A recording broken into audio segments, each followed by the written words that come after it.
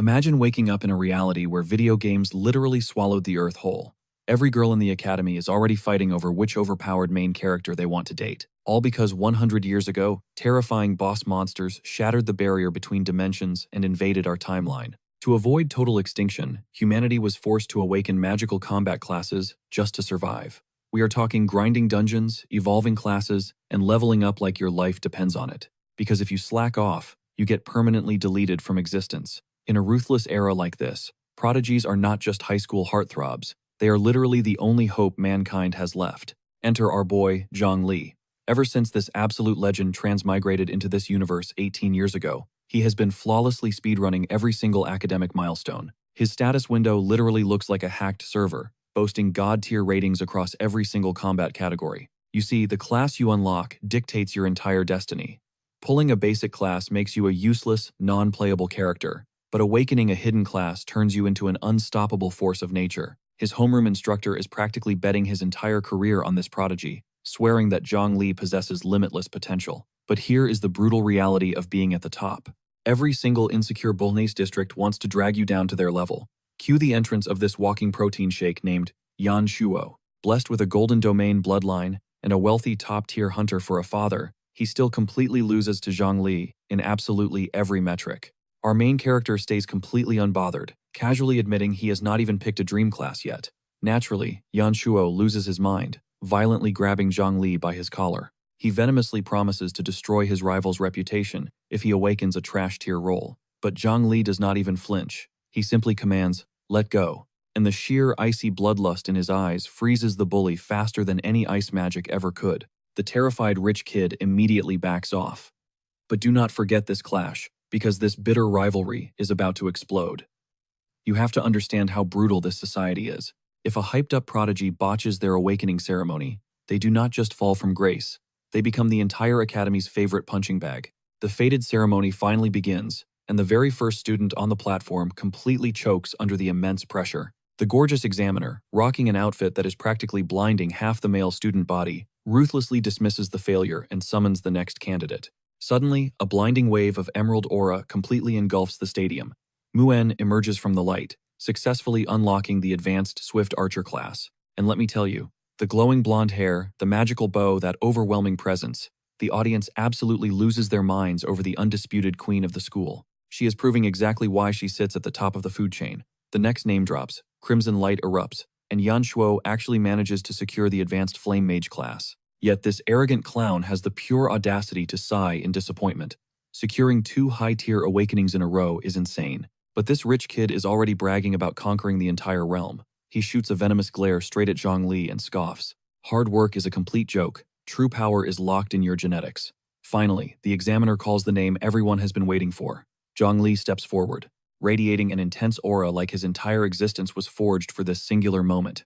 Every elite judge leans in, and his mentor is gripping a clipboard so hard his knuckles are turning white. The second his boots hit the magical platform, the atmospheric pressure heavily drops. Then, the entire stage absolutely erupts in blinding energy. Mystical runes spiral into the sky, flooding the stadium with a supreme aura that normally only exists in legends.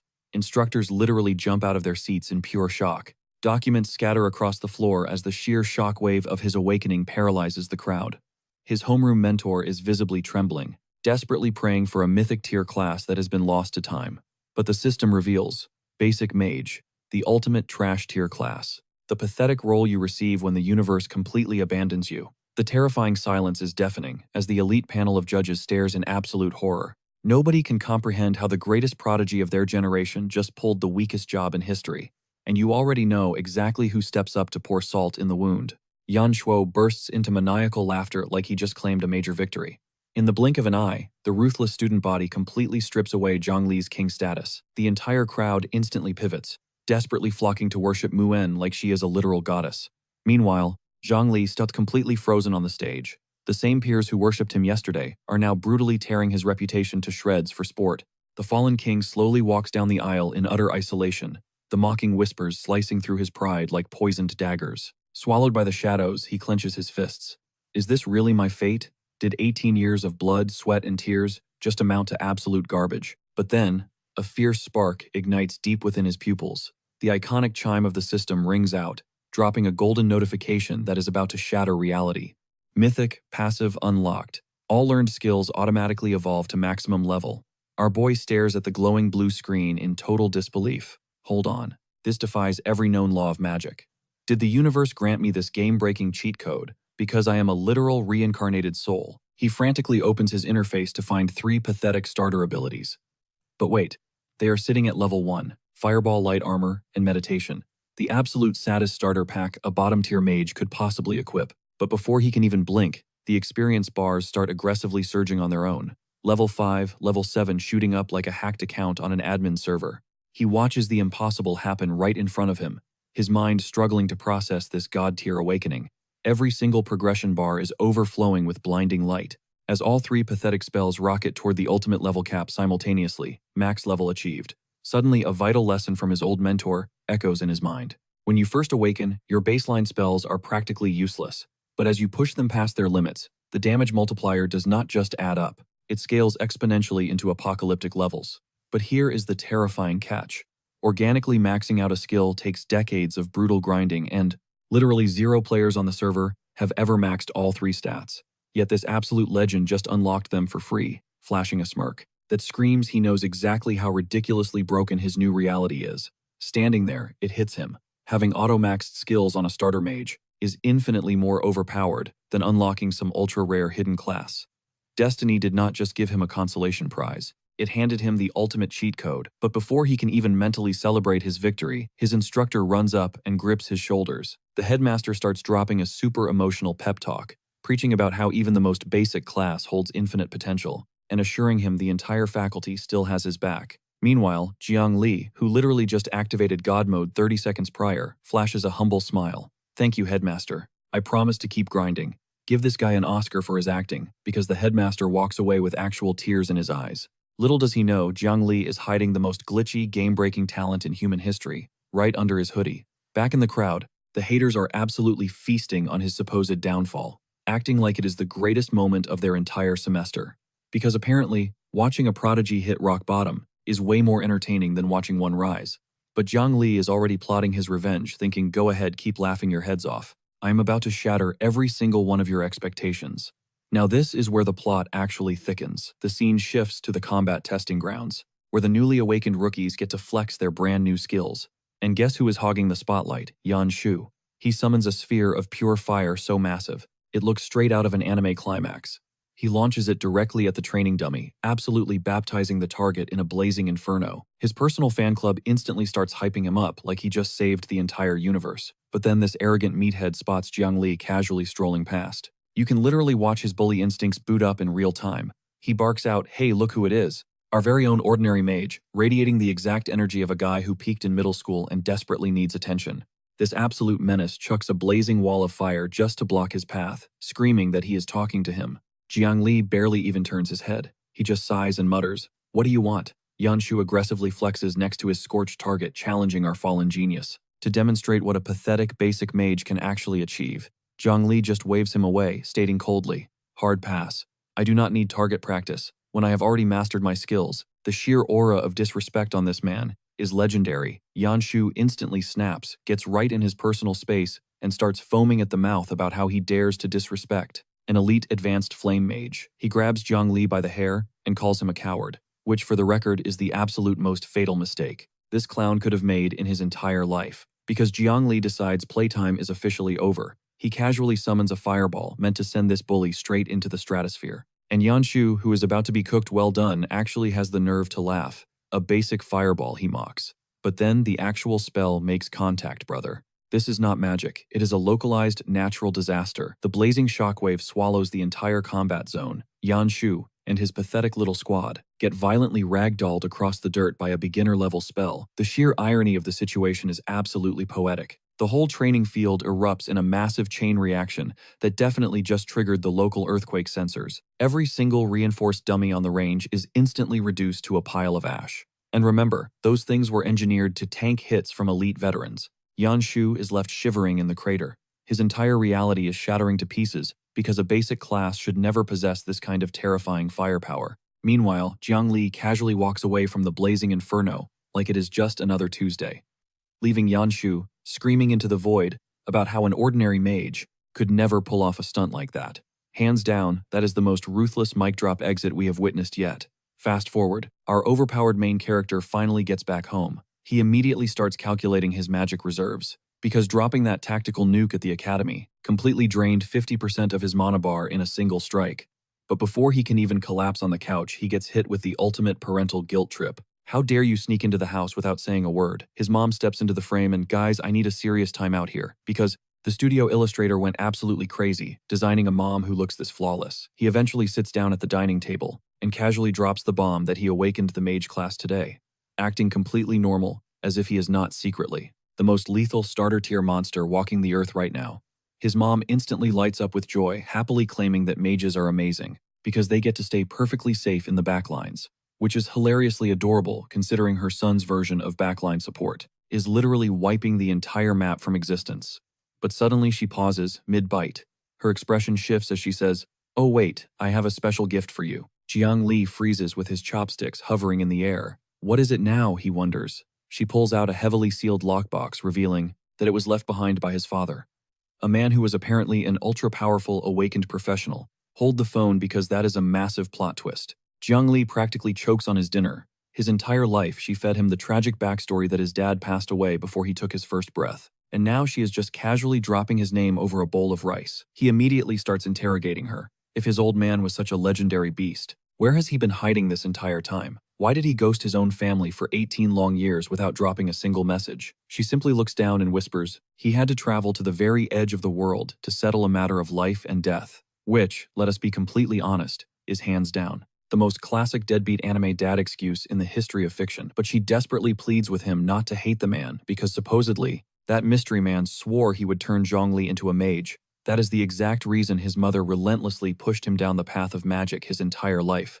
Suddenly, tears spill down her cheeks, sobbing about how her little boy has finally grown up and awakened his powers. And I swear on my life, if this webtoon actually makes me catch feelings over a tragic backstory, I am throwing hands with the author. She hurriedly wipes her eyes and softly tells him to take the mysterious box to his room, whispering that mom is just exhausted. Zhongli just watches her retreating back, the heavy realization hitting him that she has been carrying this crushing secret all by herself for years. Cut to our main character, standing in his bedroom, deadlocked in a staring contest, with this cryptic box from a father he barely knew. He is racking his brain, trying to decode what kind of guy leaves his family a parting gift, instead of actually sticking around. He cracks the seal, and an absolutely blinding golden light erupts across the entire room, looking exactly like he just popped open a mythic rarity chest. After clearing the final boss dungeon, the color completely drains from his face because the treasure sitting inside this box is leagues beyond anything a regular human should ever lay eyes on. We are looking at a literal profession change scroll that forcefully evolves a standard mage into a legendary hidden class called an Arcanist. But there is a brutal catch. The system requires him to hit gold rank first. And honestly, this single piece of parchment might just be the most insanely overpowered artifact we have seen in this entire series. Cold sweat drips down Zhongli's face. He knows damn well that a scroll granting a hidden profession is basically a VIP ticket to godhood, and his only roadblock is surviving the grind to gold rank. Now let me break down the power scaling of this universe. You start at normal, then grind through iron, bronze, silver, and hit gold. Above that sits the untouchable holy domain, and finally, the absolute peak demigod. But wait, his dad was supposedly just a gold tier scrub, which is elite but not legendary. Zhongli's brain is working overtime. There is absolutely zero chance a mid-tier gold professional could casually bag an artifact this ridiculously rare. So either his mom has been capping about his dad's rank, or his old man was a monster far more terrifying than anyone realized. Slamming his fist on the desk, our boy locks in his game plan. The mission is crystal clear. Speedrun his way to gold tier before the massive professional trial kicks off in Jin City in exactly 7 days. And because our absolute madman does not believe in touching grass or pacing himself, the very next scene shows him marching straight out of the city gates, heading directly into the lethal wilderness. Instantly, some random armored clown starts running his mouth, talking mad trash about clueless newbies rushing out to become Monster Chow. One background character actually speculates if our boy might be hiding some overpowered, secret character class. And honestly, that random guess is astronomically closer to the truth than those losers could ever comprehend. But his cynical buddy instantly shoots the theory down, sneering, "Just look at his scrawny build. He is obviously just another trash-tier regular mage." But right as these bottom feeders finish throwing shade, a breathtaking redhead officially steps into the frame. She casually grabs our boy by the shoulder and smirks. "Hey there, Little brother, and listen to me very carefully. When the cinematic camera pans up for her full character reveal, I need every single one of you to understand that the studio animators drew this woman with the explicit intention of ending our mortal lives, because the gorgeous Vivi is packing a massive broadsword and radiating enough raw main character energy to make me completely forget every other waifu I have ever worshipped. However, her two absolutely brain-dead teammates instantly start crying about how they absolutely refuse to carry dead weight on their hardcore mission. They literally call Zhongli a walking liability straight to his face. Vivi immediately snaps back furiously, asking why they always act like such toxic elitists. And honestly, watching her defend a total stranger while looking like a literal goddess is making her a genuine hazard to my mental health. But our gloriously oblivious idiot just gives her a polite smile and says, "Thanks for the carry offer, but I will be grinding this zone solo." Which honestly has to be either the most ungodly confident or the most tragically suicidal flex a freshly awakened level 1 mage could ever utter. Vivi is absolutely not letting him walk into the meat grinder alone, sprinting after him and screaming, "Wait." Zhongli casually spins around, projecting the sheer unfiltered energy of a man who has absolutely zero clue that he is currently being babysat by a certified 10 out of 10 masterpiece. She desperately shoves a glowing mana potion into his hands, gently saying, "Since you are playing a mage class, you are definitely going to need this juice out in the wild." And she is doing all of this out of pure, unadulterated sweetness, a level of kindness that I frankly do not even deserve to witness. Zhongli accepts the potion with a massive, goofy grin and casually thanks her, remaining painfully oblivious to the fact that he just casually friend-zoned the absolute best thing that has happened to his life today. Vivi playfully waves goodbye with a dazzling smile. A smile that the artist clearly weaponized as a personal attack on my heart rate. She tells him to stay safe out there before gracefully turning away. Boom, scene transition to the ominous gray forest, and the very first mob he encounters is a beefed-up level 4 alpha goblin. And let me tell you, this absolute unit is built like it has been aggressively deadlifting giant redwood trees since the day it was spawned. Zhongli quietly peeks out from behind an ancient oak, coldly sizing up his hulking prey, and you can clearly see the absolute 0% panic in his eyes, which for a squishy brand new mage is nothing short of certifiably unhinged behavior. He calmly opens his palm, and a sinister crimson flame violently sparks to life. Because in our protagonist's dictionary, the concept of subtlety was completely deleted. With a flick of his wrist, he sends a max-level overcharged fireball screaming through the dense forest, tearing through the air like a flaming comet, with a deeply personal vendetta. The goblin barely manages to twitch its massive club before the blast makes contact, hitting it dead center, and instantly starts deep-frying this monstrous creature from the outside in. The beast is shrieking in pure agony, wildly swinging its weapon, while being entirely swallowed alive by a hellfire that absolutely no starter zone level 4 mob was ever programmed to survive. The entire forest clearing violently detonates into a blinding wall of fire, creating an explosion so massive it probably just scared every single monster within a 5-mile radius into an early retirement. The smoke clears, and Zhongli is just casually standing over what used to be a terrifying alpha goblin, but is now literally just a smoldering campfire. Our boy just casually one-shot a level 4 elite mob using a maxed out starter spell, and the real leveling grind has not even officially started yet. But the exact second that charred goblin carcass hits the dirt, the leaves start rustling violently in every single direction, because from the shadows, an entire bloodthirsty squad of goblins emerges. A massive green tide floods out from the tree line, because apparently dropping a literal sun was just ringing the dinner bell for every single monster in the forest. But does our unhinged main character break a sweat? Absolutely not. He just smirks and says, "Perfect, this saves me the hassle of hunting you down one by one." A hulking green brute sprints directly at him, screeching like an absolute demon. So Zhongli casually activates his radiant light armor, and the rusty blade deflects off that golden barrier like a plastic toy smacking into a titanium vault. The horde keeps wildly hacking away, but not a single strike leaves even a microscopic scratch. Because dropping a maxed out defense skill on a level 1 mob is just pure, unfiltered disrespect. Then, this absolute menace flashes. A wicked grin casually flicks his wrist and whispers, "Fireball is finally off cooldown." He violently drives the blazing sphere straight into the dirt, fully intending to buy these monsters a one-way ticket to the afterlife. The explosive shockwave vaporizes the entire squad in a single breath, because Zhongli clearly missed the memo on holding back. Level 2. Even he has to admit that using ultimate magic here is like dropping an atomic bomb on an anthill, especially when the experience yield barely covers his spent energy. So he marches deeper into the cursed woods, actively hunting for fresh prey. Meanwhile, a massive, ominous shadow tracks his every move from the canopy above. But Zhongli is entirely in the zone right now. He sparks up another blazing inferno in his palm and declares, "I do not care how many of you show up. Your fate is sealed." He violently snaps his fingers to unleash the blast but abruptly freezes completely still, because a catastrophic realization just hit him. Our so-called genius checks his energy reserves only to find the tank absolutely bone dry. 2 explosive spells and a single barrier completely drained him.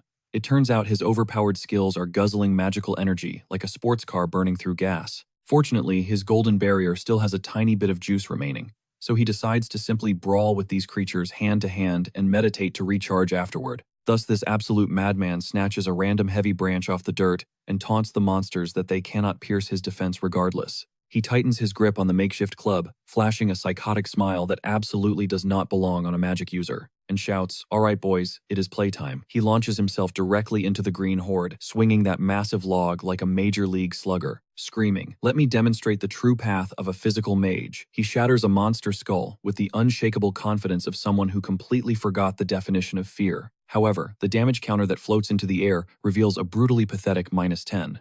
The harsh reality of having 0 physical strength finally hits him way harder than he hit his enemy. Does he retreat? Not a chance in hell. Because chipping away 10 health points per swing eventually secures the kill, especially when the targets cannot even dent your aura. After grinding through what has to be the most agonizingly slow battle in gaming history, this stubborn guy eventually crushes them all and reaches level 3. He stands there panting, looking like he just sprinted a marathon while carrying a boulder. Dropping to the ground, he crunches the numbers, realizing his mana pool only allows a single offensive strike before his tank hits 0. Relying on a heavy defense skill for every single encounter is making his leveling pace incredibly tragic.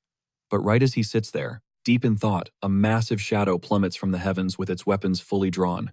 Zhongli instantly freezes in place, because the terrifying aura radiating from the dense fog behind him completely dwarfs a normal monster, and those glowing crimson eyes multiplying in the shadows signal absolute disaster. Towering over him is a beast built like a literal tank, gripping a gigantic iron axe that probably weighs more than our main character's entire existence. The system notification flashes confirming an elite boss has entered the chat. So how does this unhinged gamer react? He simply grins and whispers, "Flawless timing." Because boss tiers drop significantly, juicier experience pools. That single fact is all the motivation he requires. He recklessly triggers his light armor, with the terrifying energy of someone completely detached from the concept of mortality. The colossal brute stares down at him, glaring with the pure disrespect you give to an insect crawling across your food. Suddenly, a wave of panic washes over Zhongli as his eyes dart toward his glowing system interface. His magical reserves are entirely depleted. His health bar is flashing red, and that final protective barrier just consumed the very last drop of his energy. Now he is locked in a death stare with a terrifying level 10 giant axe wielder, wielding 0 magic, 0 armor, holding a literal piece of wood, and fueled purely by the delusional confidence that dragged him into this mess. The hulking boss swings its massive weapon downward with enough force to literally cleave the earth in 2.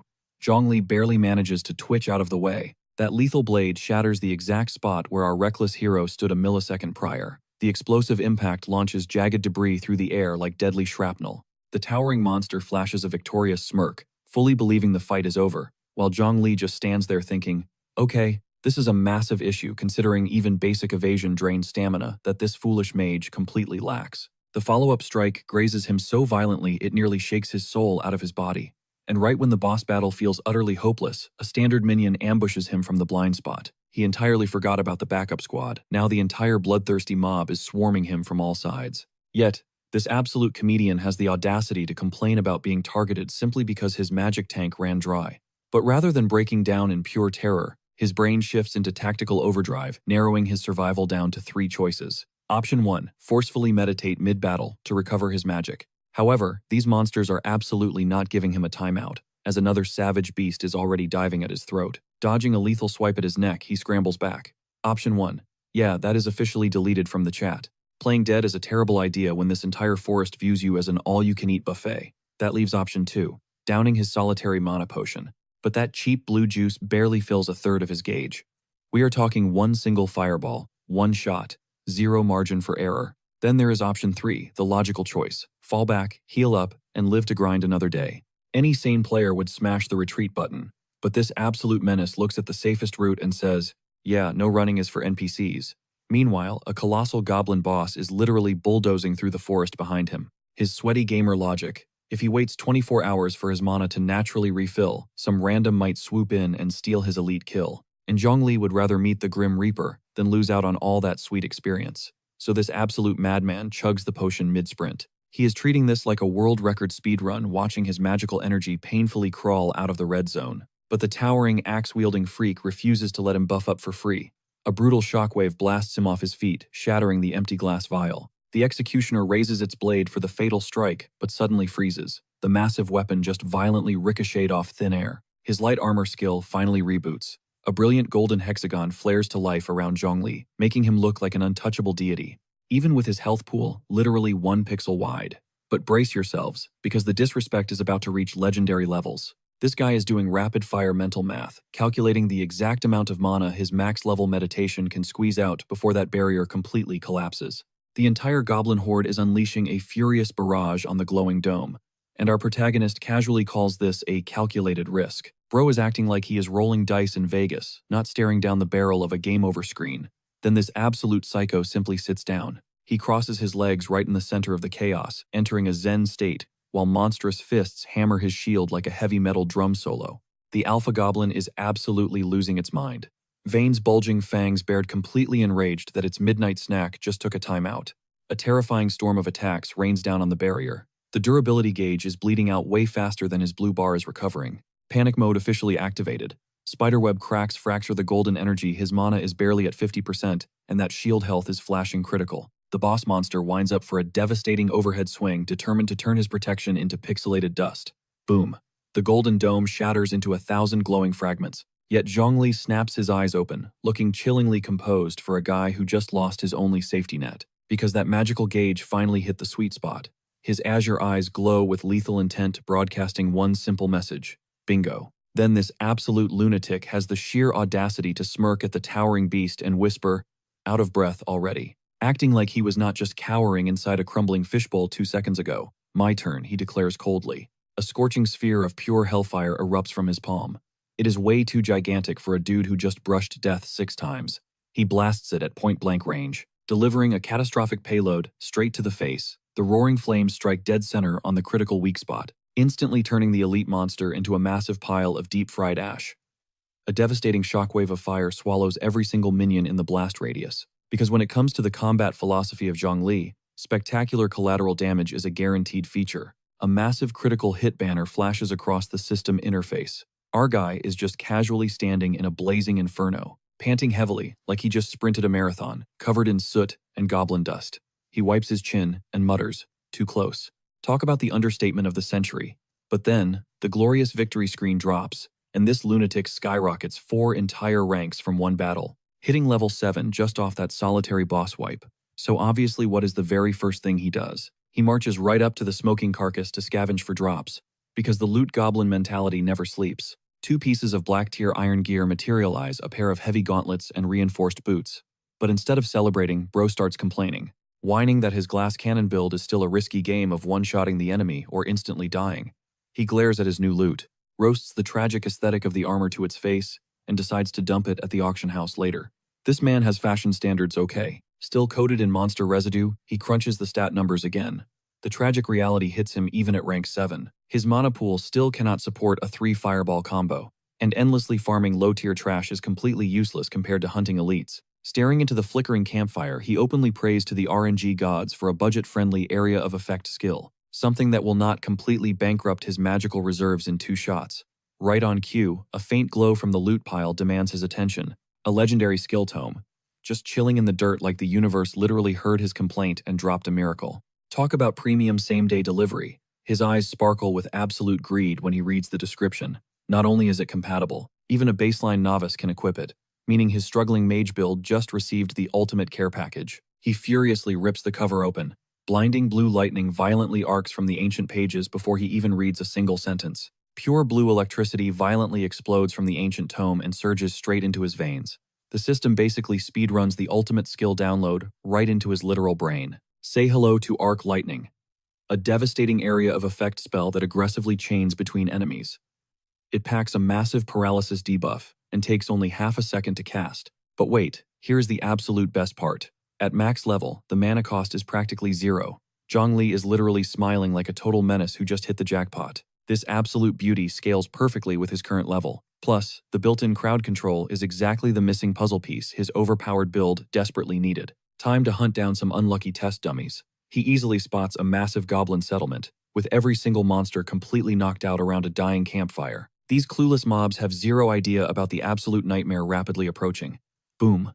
Blinding lightning absolutely shreds through their base, launching green bodies straight into the midnight sky. It literally looks like someone shoved a giant fork into a heavy-duty power outlet. Since our boy absolutely refuses to fight fair, the surviving monsters snap awake, burning with furious rage. They frantically scramble for their rusty blades, completely bewildered by this sudden, catastrophic thunderstorm, striking right in the middle of a perfectly clear night. But this absolute madman is already channeling his next attack. He smirks, realizing one devastating strike just did not scratch the itch. Acting like their survival is a massive personal insult, he unleashes another blinding blast instantly. Because remember, this cheat skill takes less than a second to cast, and the cooldown timer is literally non-existent.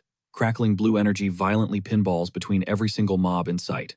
It is basically a glowing orb of pure, unadulterated deletion. The paralysis debuff completely locks their bodies in place. Sure, the raw damage per hit cannot compete with his iconic fireball. He totally admits that. But with this insane rapid-fire speed, who honestly cares about base damage? Dropping 4 continuous lightning strikes costs the exact same mana as one single fireball, faster casting, and basically zero waiting. Plus, he no longer needs to aggressively herd his targets into one tight death trap. This absolute genius finally realizes he just permanently fixed every single flaw in his combat style. Now he can infinitely farm lower-tier mobs, without draining his entire magic reserve after 2 pathetic attacks. So what is his next hyper-ambitious target? The legendary area boss, reigning over the desolate gray forest. His logic: if one elite monster boosted him 4 entire levels, then the zone ruler has to be a walking treasure chest. Surprisingly, our reckless hero actually uses his brain this time.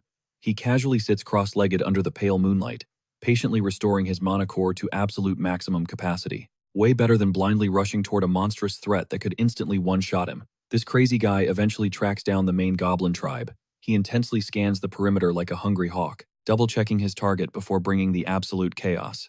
He silently creeps forward, gripping a basic wooden stick like it is some legendary divine weapon. He whispers to himself, wondering if the entire camp is completely knocked out. His masterclass strategy: literally tiptoe right past a massive, heavily armed monster battalion, locate the sleeping boss, and absolutely nuke it with fireballs before a single guard blinks. But then, this mastermind accidentally stomps right onto a sleeping goblin. The sheer panic flashing across his face is absolutely priceless. That is the exact moment he remembers he dumped 0 points into his agility stat, because his accidental footrest is now violently awake, and incredibly furious about the heavy boot currently crushing its ugly green face. In a flash, a massive crimson-eyed goblin guard shadows over him, glaring down with pure lethal intent, completely ready to execute this foolish midnight intruder. So naturally, our fearless protagonist, Zhongli, handles this terrifying encounter with ultimate grace. By immediately sprinting away like his life absolutely depends on it, mid-panic, he fiercely grabs a random mob straight by the skull, screaming that his theory was totally right.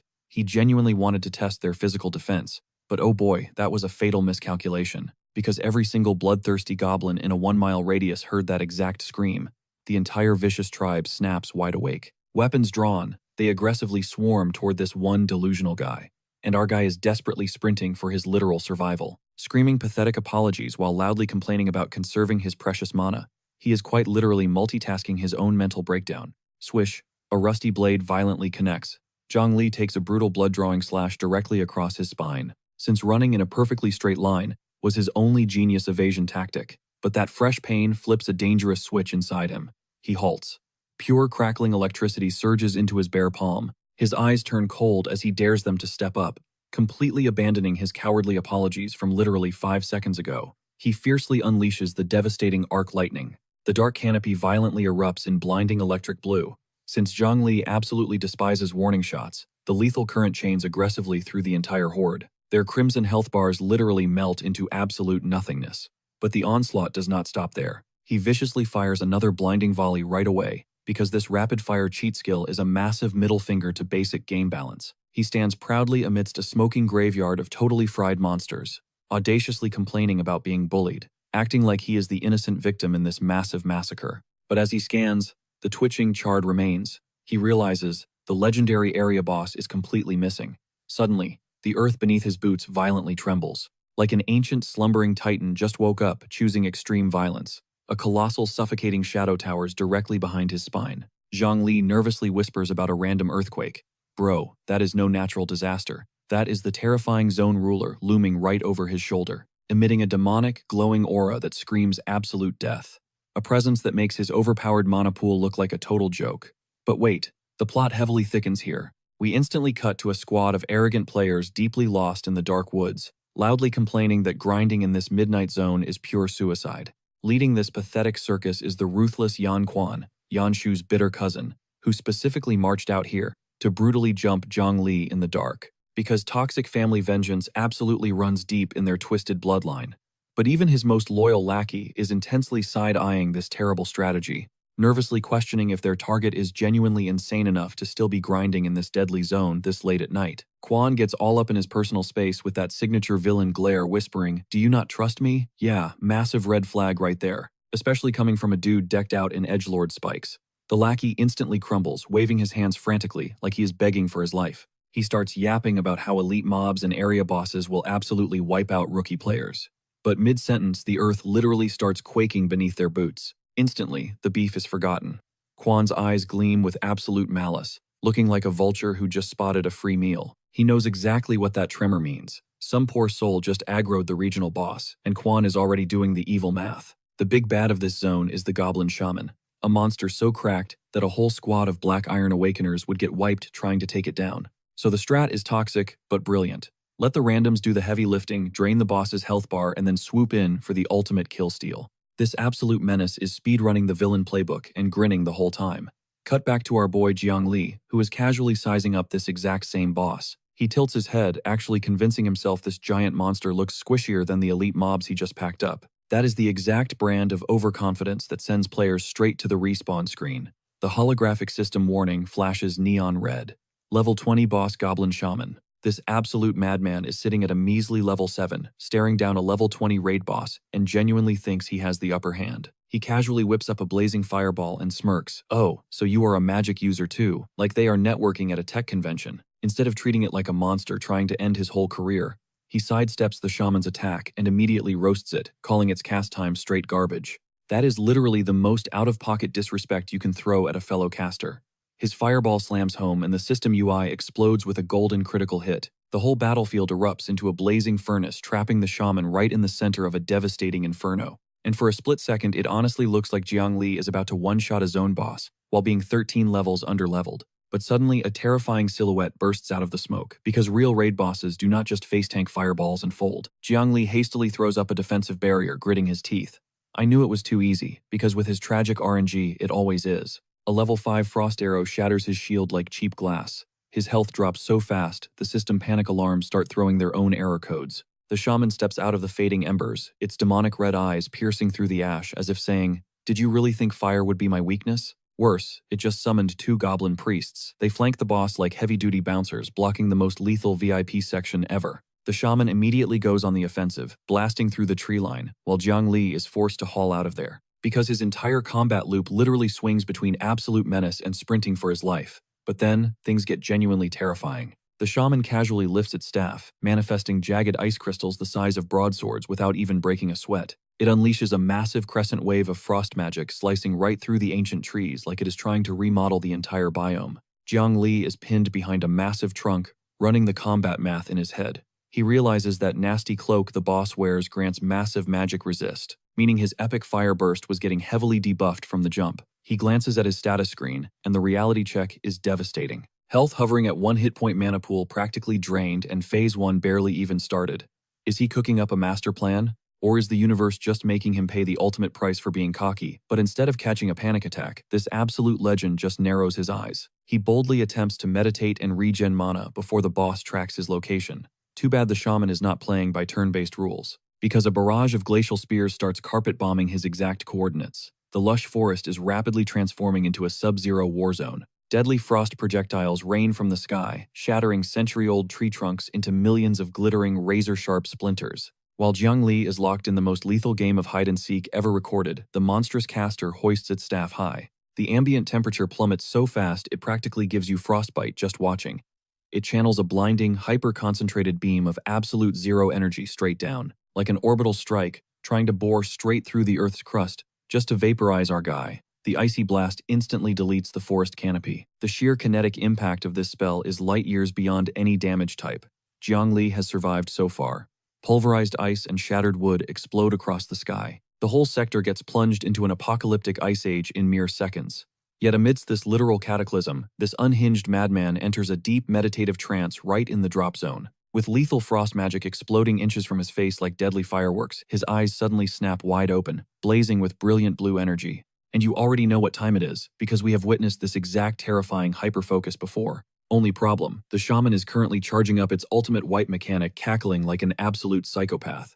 A gargantuan tsunami of jagged ice is barreling straight for his face, while Zhang Li is just sitting there muttering, "Yeah, this might be a wrap," which could legitimately be his final famous last words. So let us pick up right where the chaos peaked. Jiang Li is glued to the floor, meditating, while a literal glacial apocalypse comes rushing at him like a next-day delivery of pure doom. Spoiler alert, our boy somehow tanked it, barely, but his status window is looking exactly like a broke college student's bank account on rent day. His mana bar is too dry to spark up even a basic fireball. So pivoting to his lightning element, he just throws his hands up like, "This is all I have got left," looking like a dude trying to pay his bills with pocket lint and loose change. The shaman swallows every last volt. It shrieks in absolute agony, glitching out like a broken system error. Millions of watts paralyze the monster's core. Its knees slam into the dirt, tumbling down like a severed marionette. Gazing up at Zhongli's towering shadow, panic finally sets in. The raid boss suddenly realizes he is not the hunter anymore. Our boy just unlocked the ultimate cheat code.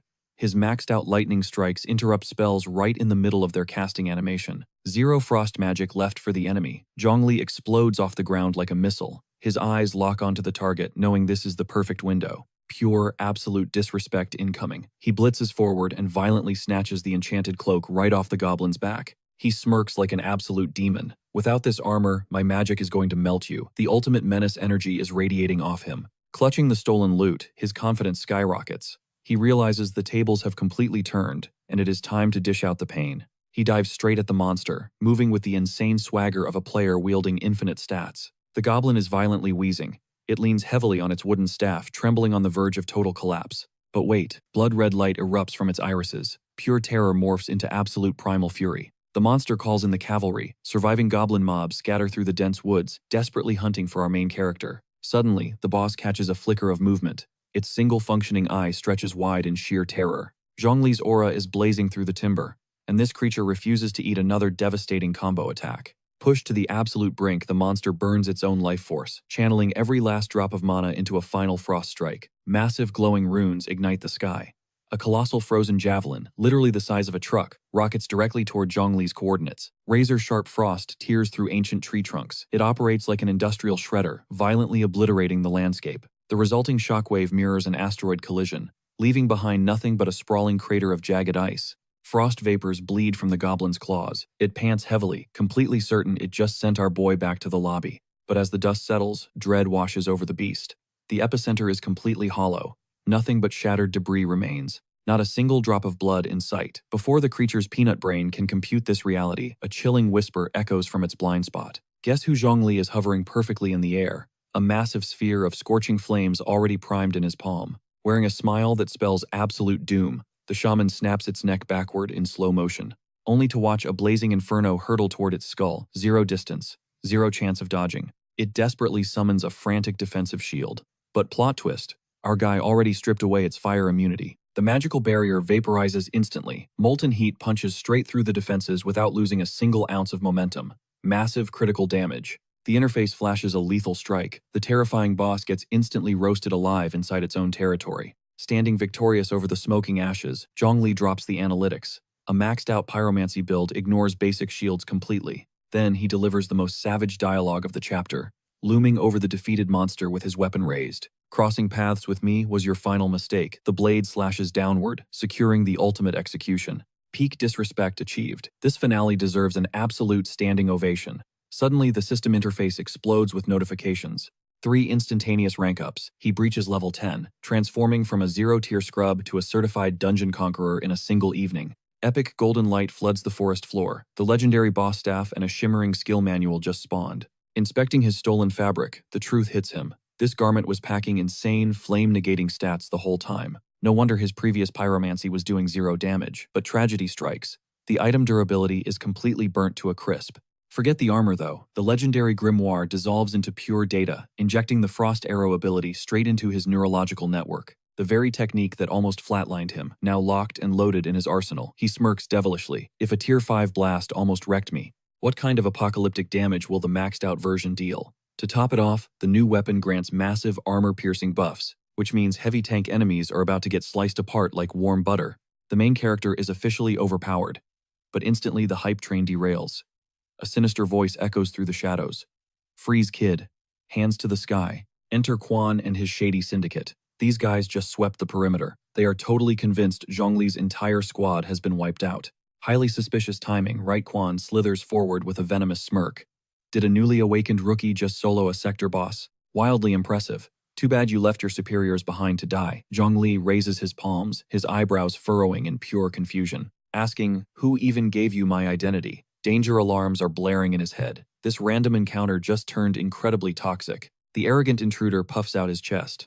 I am Yan Quan of the elite Jincheng Yan bloodline. His 2 heavily armed bodyguards stepping up to seal the trap. Bro steps up looking like he practiced this monologue in the mirror for hours. And boom, the actual motive drops. Turns out Zhongli supposedly tormented Quan's little cousin back in class. So Quan rolls up, demanding to know if our boy actually thought he had the guts to disrespect the almighty Yan bloodline.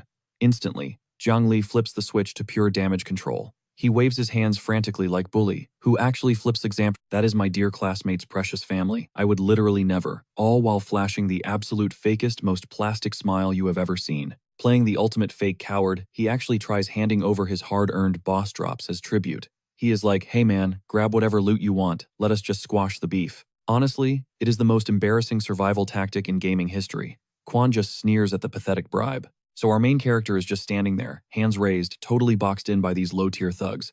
Bro looks like he brought coupons to a bank heist. But Quan is completely done playing games. Pure bloodlust flares in his eyes as he offers a sick ultimatum. Does Zhongli want to lose an arm or a leg? And he actually promises to make the amputation quick. This dude is totally psychotic. But right on cue, the light completely vanishes from Zhongli's eyes. Frost instantly crystallizes across both of his palms. See, he was never terrified for a single second. The madman was just stalling. Suddenly, a random minion starts freaking out. He starts screaming that Zhongli has been stealthily channeling a mana recovery skill this whole conversation, which basically means every pathetic plea for mercy was just him resetting his cooldowns. Quan brushes it off though, high on his own ego. He figures, we are all advanced tier awakened. What could one trash tier rookie mage possibly pull off? In response, Zhongli just slowly tilts his head down. A truly menacing smirk creeps out from the shadows. Oh, all 3 of you are advanced tier. Perfect. He looks exactly like a starving man who just found out the all-you-can-eat buffet is open. Quan gets totally triggered and aggressively lunges forward. He barks out that they are going to blitz him before he can even chant a single syllable. Which is honestly a brilliant strategy, except our guy already finished his prep. Without warning, Zhongli unleashes an absolutely maxed-out blizzard strike, blasting all 3 targets simultaneously. The impact launches Quan's squad backward, like ragdolls caught in a hurricane. The leader eats the dirt with so much force, the actual concrete splinters underneath his face. Lethal frost energy is literally sparking off his paralyzed body like a busted power line. Meanwhile, Zhongli just casually strolls over, looking down like a grim reaper. You know what they say about bad guys talking too much, right? Quan is just laying there violently twitching, stuttering out pure nonsense about that insane casting speed, which is literally the most hilarious thing to ask after getting completely one-shotted. Without missing a beat, Zhongli ignites a blinding fireball in his hand. He locks his piercing blue eyes onto his victim and coldly whispers, who knows, the sheer disrespect is off the charts. An absolute pillar of raging inferno erupts, lighting up the pitch-black forest and painting the midnight sky completely orange. Bro just nuked this bully out of existence. With a single devastating blast, as the heavy smoke finally clears, Quan's entire elite squad is laid out in a massive crater, completely stripped to their underwear. I am dead serious. This absolute menace speed looted their entire inventory without a drop of hesitation. Now, he is just chilling cross-legged on the grass. He is clutching a giant loot sack, smiling like an absolute demon. He literally thinks to himself, what is the best way to farm experience points after clearing?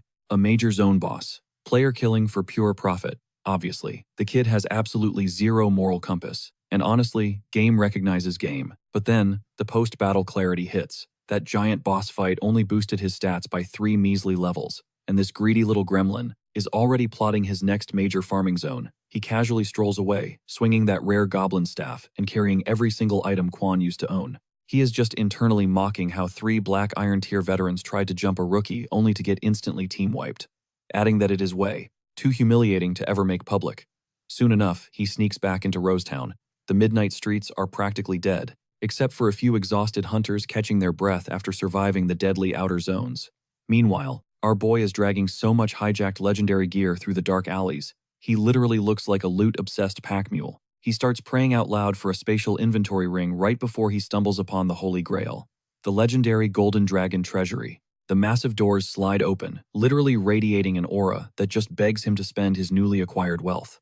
But the absolute very first thing that catches his eye is a stunning pink-haired merchant girl. And bro, her outfit was definitely engineered to make every single customer completely forget their shopping list. She hits him with that sweet customer service voice, asking if he needs any special assistance. My guy, we definitely need her assistance with a few quests. Trying to act cool, Jiang Li aggressively unloads his massive sack of stolen artifacts right onto the glass counter. He demands to liquidate the entire stash. She just cheerfully starts appraising the towering mountain of weapons that he literally just stripped off 3 unconscious dudes. Her eyes light up as she calculates the final total. That will be exactly 972,000 Flame Dragon coins, sir. But hey, let us just round that up to a cool 1 million. Our main character practically chokes on air and nearly faceplants, because a flat 1 million coins just instantly deposited into his player system. His brain is frantically running the math. His poor mother barely scrapes by on maybe 4,000 a month, and he just casually minted a 7-figure fortune in a single night. Instantly, his mind shifts to buying his mom a massive mansion and retiring her early, which honestly, it is the only reason I am still cheering for this absolute menace of a loot goblin. But the sentimentality fades fast as he enters pure whale mode.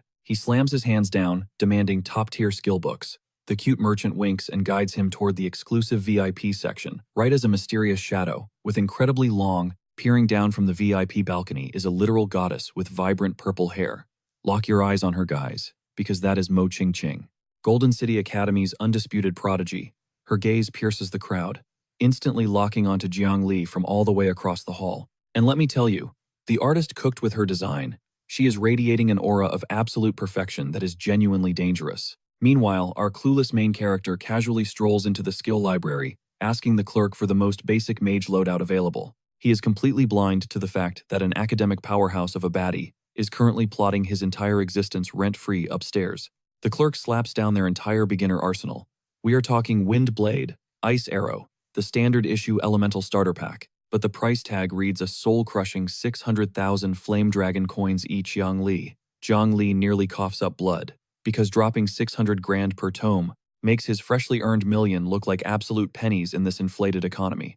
So he taps into his broke boy survival instincts, deciding to cop a budget option until his wallet levels up. He mentally calculates his current arsenal. Fireball handles his single target burst. Dark Lightning serves as his devastating area of effect nuke, and Light Armor brings the defense. The only puzzle piece missing is solid crowd control. Without hesitating, he snags a slowdown spellbook for exactly 600,000 coins.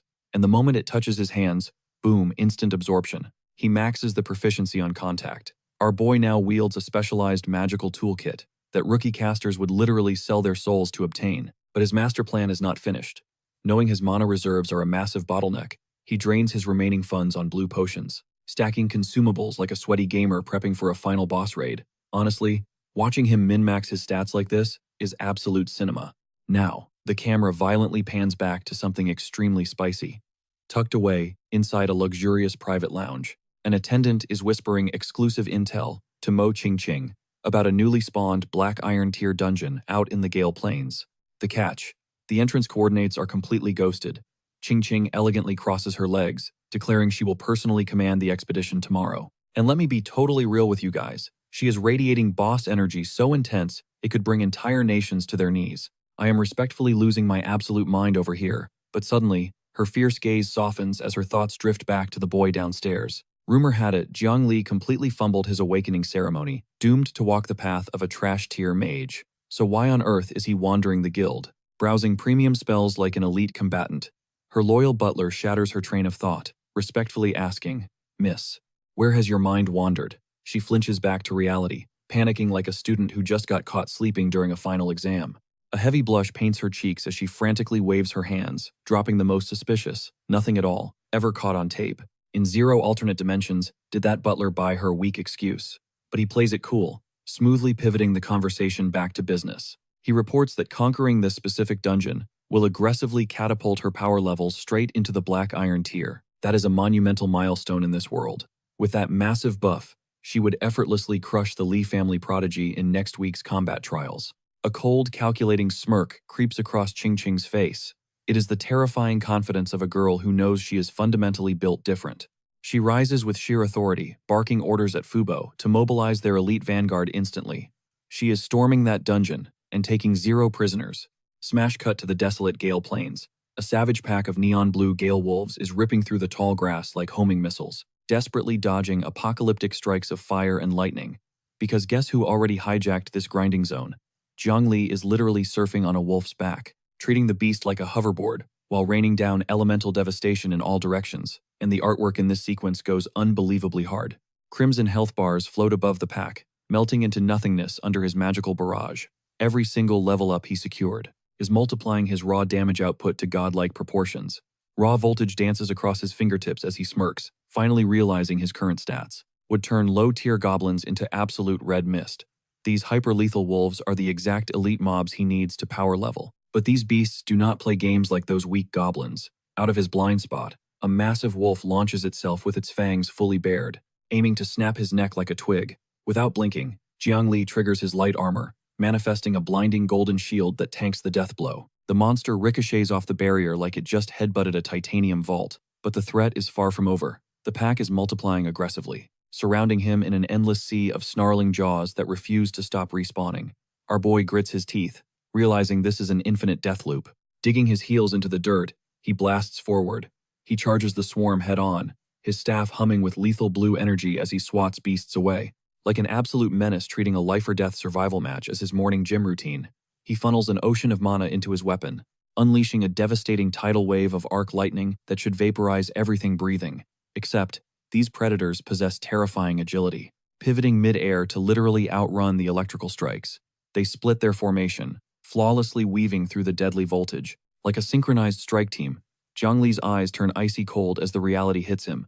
These mutated Gale wolves are outspeeding his fastest attacks, meaning pure, unadulterated firepower will not save him today.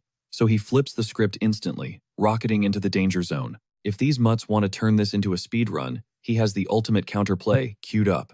Time to drop that brand new slowdown spell. A massive purple magic circle tears through the air right in front of him. Honestly, this is exactly why our boy swiped his card for this skill. The charging wolves slam into the binding rings and freeze instantly. It is literally like someone slammed the pause button on their entire existence. Trapped dead in their tracks, glowing purple energy coils around their legs like venomous snakes. Our guy just stands there casually, analyzing his shiny new toy. The cast speed is insane, and with absolutely zero visible projectiles, dodging is mathematically impossible. But here's the massive catch. It is strictly single target, meaning triple casting this bad boy on 3 wolves just absolutely nuked his mana bar. Now it is a dead sprint. He has to execute the slowed wolves before the rest of the pack closes the gap. Lightning starts crackling wildly in his palms. He is moving like a man on a seriously tight schedule. After completely wiping the pack, he immediately chugs a blue mana potion to recover, because the sustain game in this zone is no joke, and those premium supplies he looted from the Golden Dragon treasury are already paying massive dividends. Leaning against a boulder at level 11, his grinding efficiency is literally off the charts. He is just grinning, realizing his shopping spree yesterday was a total big brain move. I have to give this absolute madman his flowers. His resource management is straight up elite tier. But suddenly his smug expression shatters, because a heavy aura just crashed into his detection range, and whatever this is, it is way too massive to be a regular mob. Emerging from the dust is a level 20 bloodline wolf. It is glowing with a sinister crimson aura and surrounded by its loyal pack. It is like the system personally spawned this raid boss, just to remind him that the Gale Plains have zero chill. This is about to be a completely different breed of battle. This bloodline beast is basically a walking natural disaster with razor-sharp teeth. Meanwhile, Zhongli is desperately ducking behind a boulder, looking like a guy who just realized his health insurance definitely does not cover isekai boss fights. The monster suddenly erupts with bloodline energy so incredibly violent, it completely rewrites the color palette of the entire battlefield. The air crackles with raw power and lightning, but does our fearless idiot back down? Absolutely not. He literally launches himself off the cliffside, With fire blazing in his hands, he yells that it is time to take down the mother of the pack. A level 11 scrub is straight up picking a fight with a local raid boss. And insanely enough, he nails the exact weak spot. A massive critical hit registers. His vision floods with blinding fire and floating damage numbers. Somehow, this absolute madman found the one soft spot on a creature forged entirely out of pure murder. The lackeys are completely wiped out, leaving just him versus the alpha boss in a one-on-one deathmatch. This menace confidently plants his staff in the dirt, acting like he engineered this exact cinematic outcome from the start. Except the alpha wolf takes that level of disrespect extremely personally. It rips forward with enough kinetic force to shatter solid stone, and those glowing fangs are definitely not for decoration. Zhang Li instantly deploys his deceleration technique. A brilliant purple magic circle blooms directly in the monster's path. He is essentially telling a beast 3 times his size to sit down and behave. The binding magic mercilessly hooks the wolf mid-lunge. It drives the beast face first into the dirt like gravity just tripled on absolute command. But wait, this boss has a phase 2. The monster angrily projects a terrifying phantom spirit formed straight at Zhang Li's face. Suddenly, this fight just got way more up close and personal than he ever signed up for. He locks eyes with the beast, frantically thinking. He genuinely has absolutely zero clue where the actual weak spot on a Gale Wolf is supposed to be. The trapped predator viciously snarls at him, struggling violently inside its glowing purple restraints. But then, scorching fire ignites in his palm, and he flashes this absolute demon grin. It is the look of a guy who just solved the boss fight equation without even reading the wiki. It is hairy, therefore it is weak. And now it is completely on fire. That is hands down the coldest, most disrespectful trash talk ever delivered to a mob in Manhwa history. And he means every single savage syllable. The trapped wolf is hopelessly stuck in the binding circle, staring deeply into that blazing fireball, rocking the most utterly offended expression a monster has ever produced. Looking like getting burned alive is somehow completely beneath its royal dignity. Too bad for you, buddy, he drops the nuke anyway. The system triumphantly pings, confirming yet another massive critical hit. The entire arena gets instantly vaporized into a literal cremation chamber, 2 full levels from a single kill. Hitting level 13, that boss wolf was essentially a walking experience piñata, and our absolute maniac cracked it open without even flinching. Plus it drops a sleek black iron dagger and a black iron ring, before the ash even settles. Our guy is already running mental appraisals on the fresh merchandise like a greedy pawn shop owner. The very first words out of this ultimate loot goblin's mouth are, "I wonder how much gold I can flip these for on the market." At this point, his true awakened class is definitely not mage. But suddenly the earth starts violently trembling. Something incredibly heavy is tearing straight through the plains right toward him. It is closing the distance every single second, and it shows absolutely zero signs of slowing down. Zhang Li hurriedly picks himself up, looking around in utter confusion. Because apparently the Gale Plains enforce a ruthlessly strict zero-rest policy for anyone foolish enough to solo grind out here. The literal millisecond his eyes lock onto the incoming threat, every single ounce of victory instantly drains from his pale face. Because a suffocating wall of dust the size of a small city is rolling aggressively across the grassland, straight for him. It is a catastrophic, full-blown wolf stampede. Hundreds of rabid beasts flood the terrain.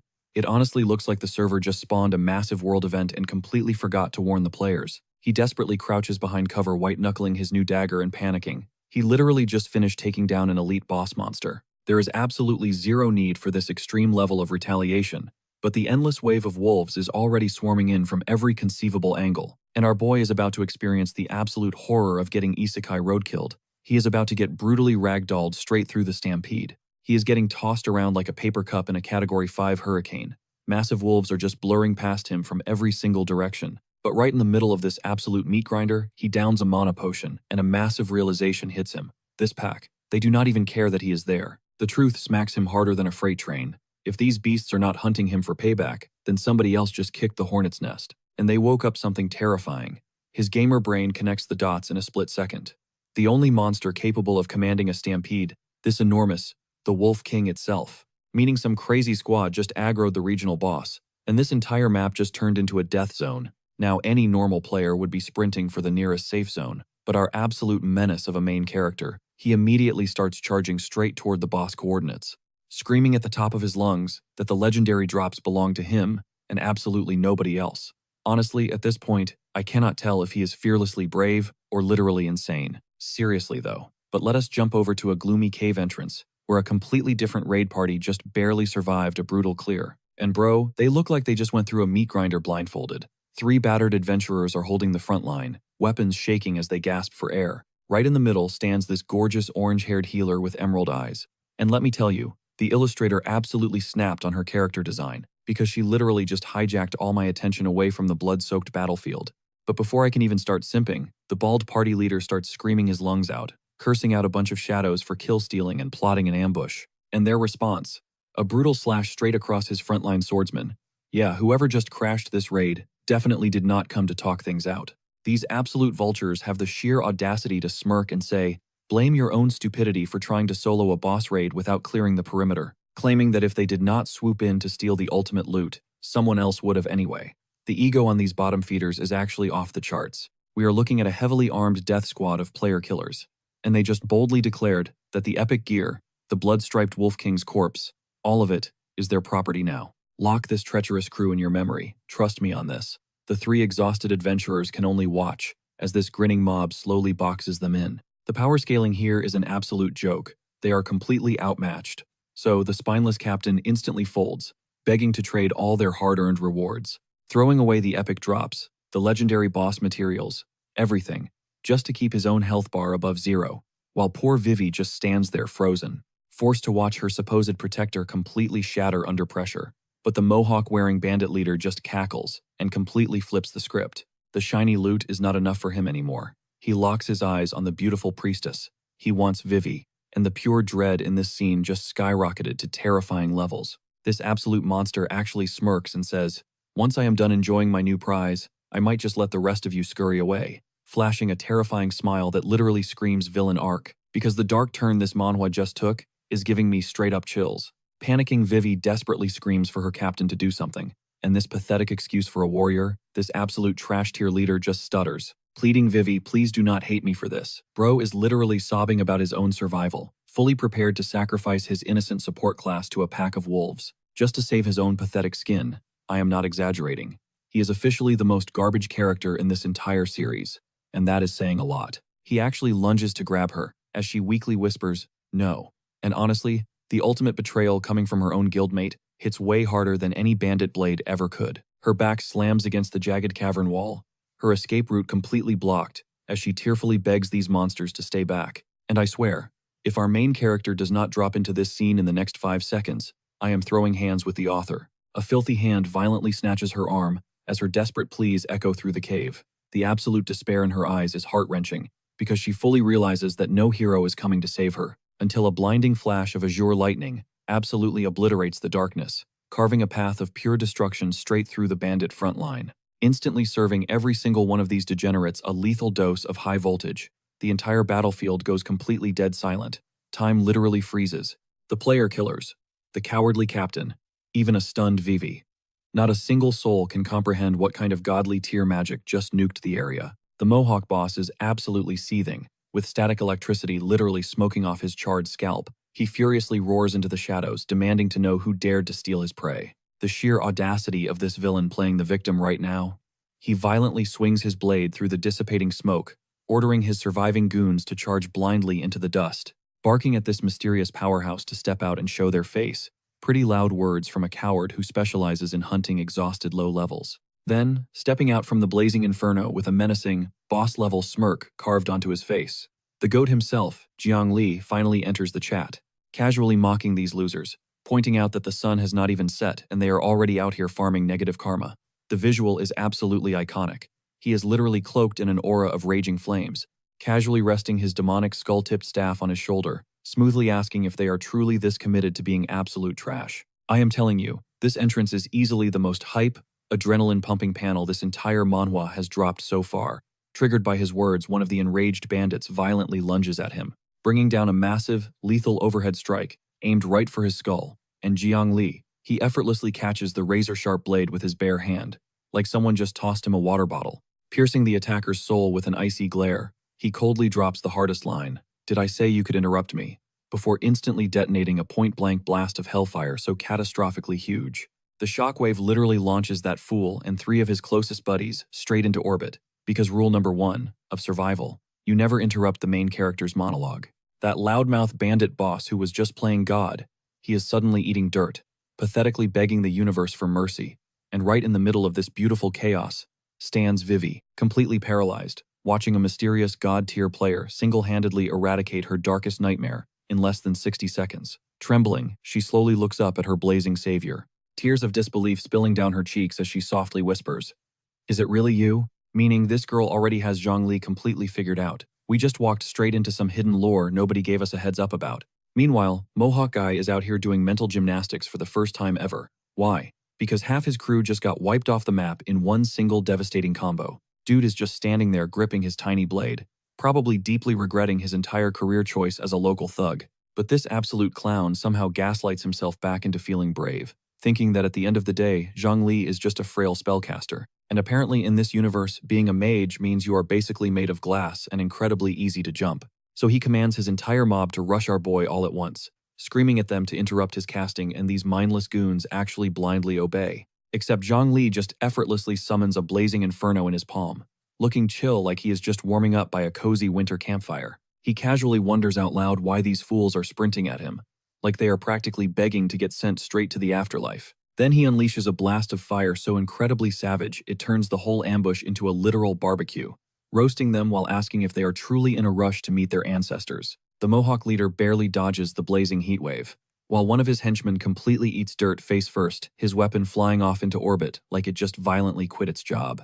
This boss bandit is experiencing a total system crash right now, because how on earth does a beginner fire spell hit like a massive freight train? He starts screaming that it is only a basic tier skill, claiming that this kind of insane damage output defies all logic, because every single blade in their squad just clattered to the dirt simultaneously, dropping like the most beautifully coordinated resignation letter ever written. And the Mohawk guy, the same toxic predator, acting so tough 5 minutes ago. Yeah, he is currently eating dust on the ground, pleading that this whole ambush was just a massive misunderstanding, desperately trying to smooth talk his way out of death like it is a minor traffic violation. Then this absolute rat switches up to bribery mode, begging Zhongli to grab Vivi and walk away while desperately leaking intel that the Bloodrune Wolf King is lurking deeper inside. But our main character is officially done talking. He manifests a spear of ice packed with so much pure killing intent it freezes the entire negotiation, telling these thugs that since they chose a path of violence, they better be ready to choke on the consequences. And that freezing lance absolutely shreds through Mohawk's chest, punching his ticket and printing the final receipt for every wicked sin he has ever committed. Coughing up a puddle of blood, this clown still has the absolute nerve to talk trash, threatening that the Blood Wolf mercenaries will hunt him down for brutal revenge, which honestly shows some highly impressive dedication to being completely delusional until his final breath. Meanwhile, Zhongli just sits cross-legged surrounded by defeated enemies, casually scrolling through his skill cooldowns like he is double-checking a boring grocery list. He realizes his recent level up just massively upgraded his entire combat arsenal, right before Vivi approaches to offer her sweetest gratitude. And please understand that the artist definitely picked this specific camera angle for a reason, because her beauty is absolutely breathtaking here, striking him from every single angle with a smile pure enough to heal the world. Admitting she honestly never expected him to pack that much insane power, she confesses she was genuinely worried sick about him. But my guy, Zhongli, is completely oblivious to the top-tier romantic affection being thrown his way. This wonderfully dense, emotionally clueless legend just brushes it off, telling her it is no big deal since she saved him earlier, so now their debt is completely square, acting like he is just paying off a dinner tab, completely ruining a magical moment with the most gorgeous girl in the whole server. Then, without a single ounce of hesitation, this absolute madman invites her to go hunt down the Wolf King boss together, treating a deadly boss raid like he is asking her out for a casual coffee date. The sheer unbothered audacity of this guy is truly legendary. Vivi is mentally glitching trying to process what just happened, realizing this crazy guy just single-handedly dismantled a hardcore mercenary squad, and now he is literally speedrunning toward a major boss room like he has a discount code about to expire.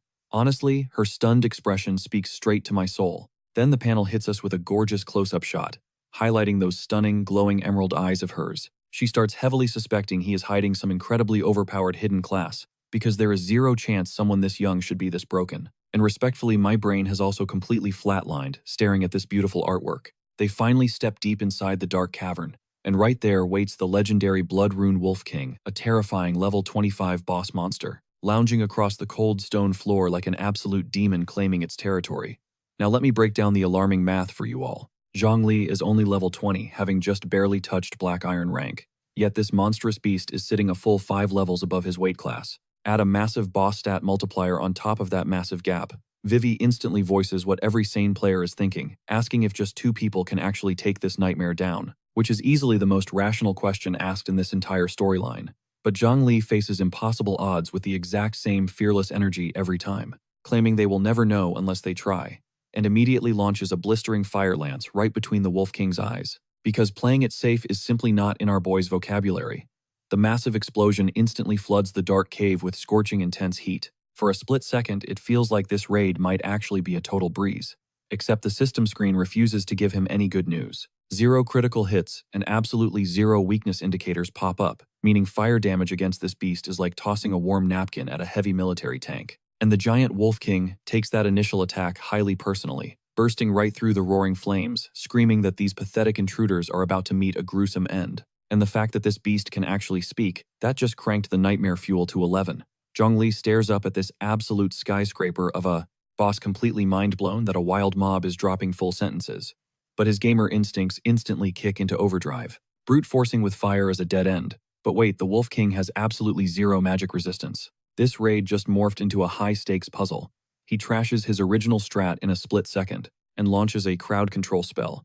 Glowing purple chains erupt, locking down the giant beast. Because if you cannot melt the boss, you cripple it. The debuff lands perfectly. The Wolf King immediately stutters, choked by crackling phantom energy, while critical damage markers explode into the air. For a brief second, this untouchable apex predator actually looks mortal. But a crippled raid boss is still a raid boss. It literally shreds through the magic chains and lunges forward, packing enough kinetic force to shatter the bedrock. Zhongli desperately throws up his light armor barrier, but the impact utterly deletes his hit points. His shield shatters like tempered glass under a sledgehammer. Red warning signals flood his vision. The tutorial phase is officially over. Zhongli scrambles back, adrenaline spiking as he realizes he was 1 frame away from a total wipe. Even heavily debuffed, this monster is ignoring the physics engine entirely. That brutal 5-level gap is no joke. He immediately pivots to cryomagic. Frost gathers at the tip of his staff, flash freezing the oxygen in the cavern. If raw power is off the table, surgical precision is the only play left. Enter Vivi, proving exactly why she belongs in this raid. She drops a massive magic amplification buff, instantly doubling his damage output. Having a top-tier support locking down the backline is literally the ultimate cheat code for any party composition. The radiant buff washes over Zhongli, hitting his stats like a developer-mandated hotfix. Brilliant golden aura entwines with his biting frost. Bro just secured a god-tier upgrade right in the middle of a boss fight. But the Wolf King instantly reads the attack vector. Sidestepping the boosted ice projectile, with veteran combat instincts, Vivi gasps, her blood running cold. That was supposed to be their ultimate finisher. But a sly smirk creeps onto Zhongli's face. The miss was the actual bait. Fresh frost dances across his fingertips. He mutters that the dodge was perfectly calculated. This absolute madman of a strategist just manipulated a level 25 boss into stepping on a landmine. The true payload detonates directly against the beast's blind spot. A massive critical strike notification lights up the gloom. Zhongli drops the hardest flex of the entire battle, smoothly, declaring that he stole this exact fake-out from countless boss raids. Turns out this tactical genius had fully memorized the anatomical flaws of every single wolf mob he had ever farmed. The glaring weakness is anchored right at the waist. Vivi stares at his back, looking at this supposedly fake mage like he just unlocked the secrets of the universe. The alpha is brutally staggered now. Crimson aura aggressively pulses through its rippling veins, each breath a violent storm of pure malice. But the menacing drop of its shoulders screams one thing. This survival horror is about to escalate into an absolute nightmare. The monstrous canine throws its head back, unleashing a shockwave howl that splinters the ceiling. Anyone who has touched a controller knows exactly what that cursed animation triggers. Vivi screams a frantic warning. The raid boss just entered its enrage phase. Oppressive crimson light violently floods the cavern, the universal indicator that the difficulty slider just snapped from hard to impossible. Things immediately crossed the line from bad to catastrophic. The king did not just buff its stats, it summoned an execution squad. Dozens of blood wolves literally melt out of the shadows, like a demon portal just ripped open. Zhongli's eyes lock onto the furious pack, instantly recognizing the stampede that nearly trampled him earlier. The chilling realization hits. The king was controlling the horde. From the very beginning, he just kicked down the front door of the Puppet Master's stronghold. The colossal alpha looms behind its vanguard, radiating the most disrespectful aura ever programmed into a monster. This boss is not just a brawler, it is the general of a nightmare army. But Vivi refuses to back down. She chains mana regeneration abilities while blanketing the approaching horde in heavy, slow effects.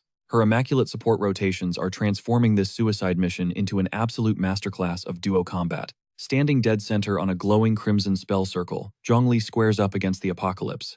This cinematic standoff is easily the most reckless suicidal move he has pulled off yet, which for him is truly saying something. Without hesitating, he nukes the entire vanguard with a devastating rotation of fire barrages. Experience point notifications waterfall across his vision. Like endless slot machine jackpots, this absolute unit is actually speed farming the boss minions, as if they were a bonus stage. He quickly calculates that the claustrophobic cave geometry forces his spells to land with 100% efficiency, weaponizing the boss's own swarm tactic into a limitless all-you-can-eat experience buffet.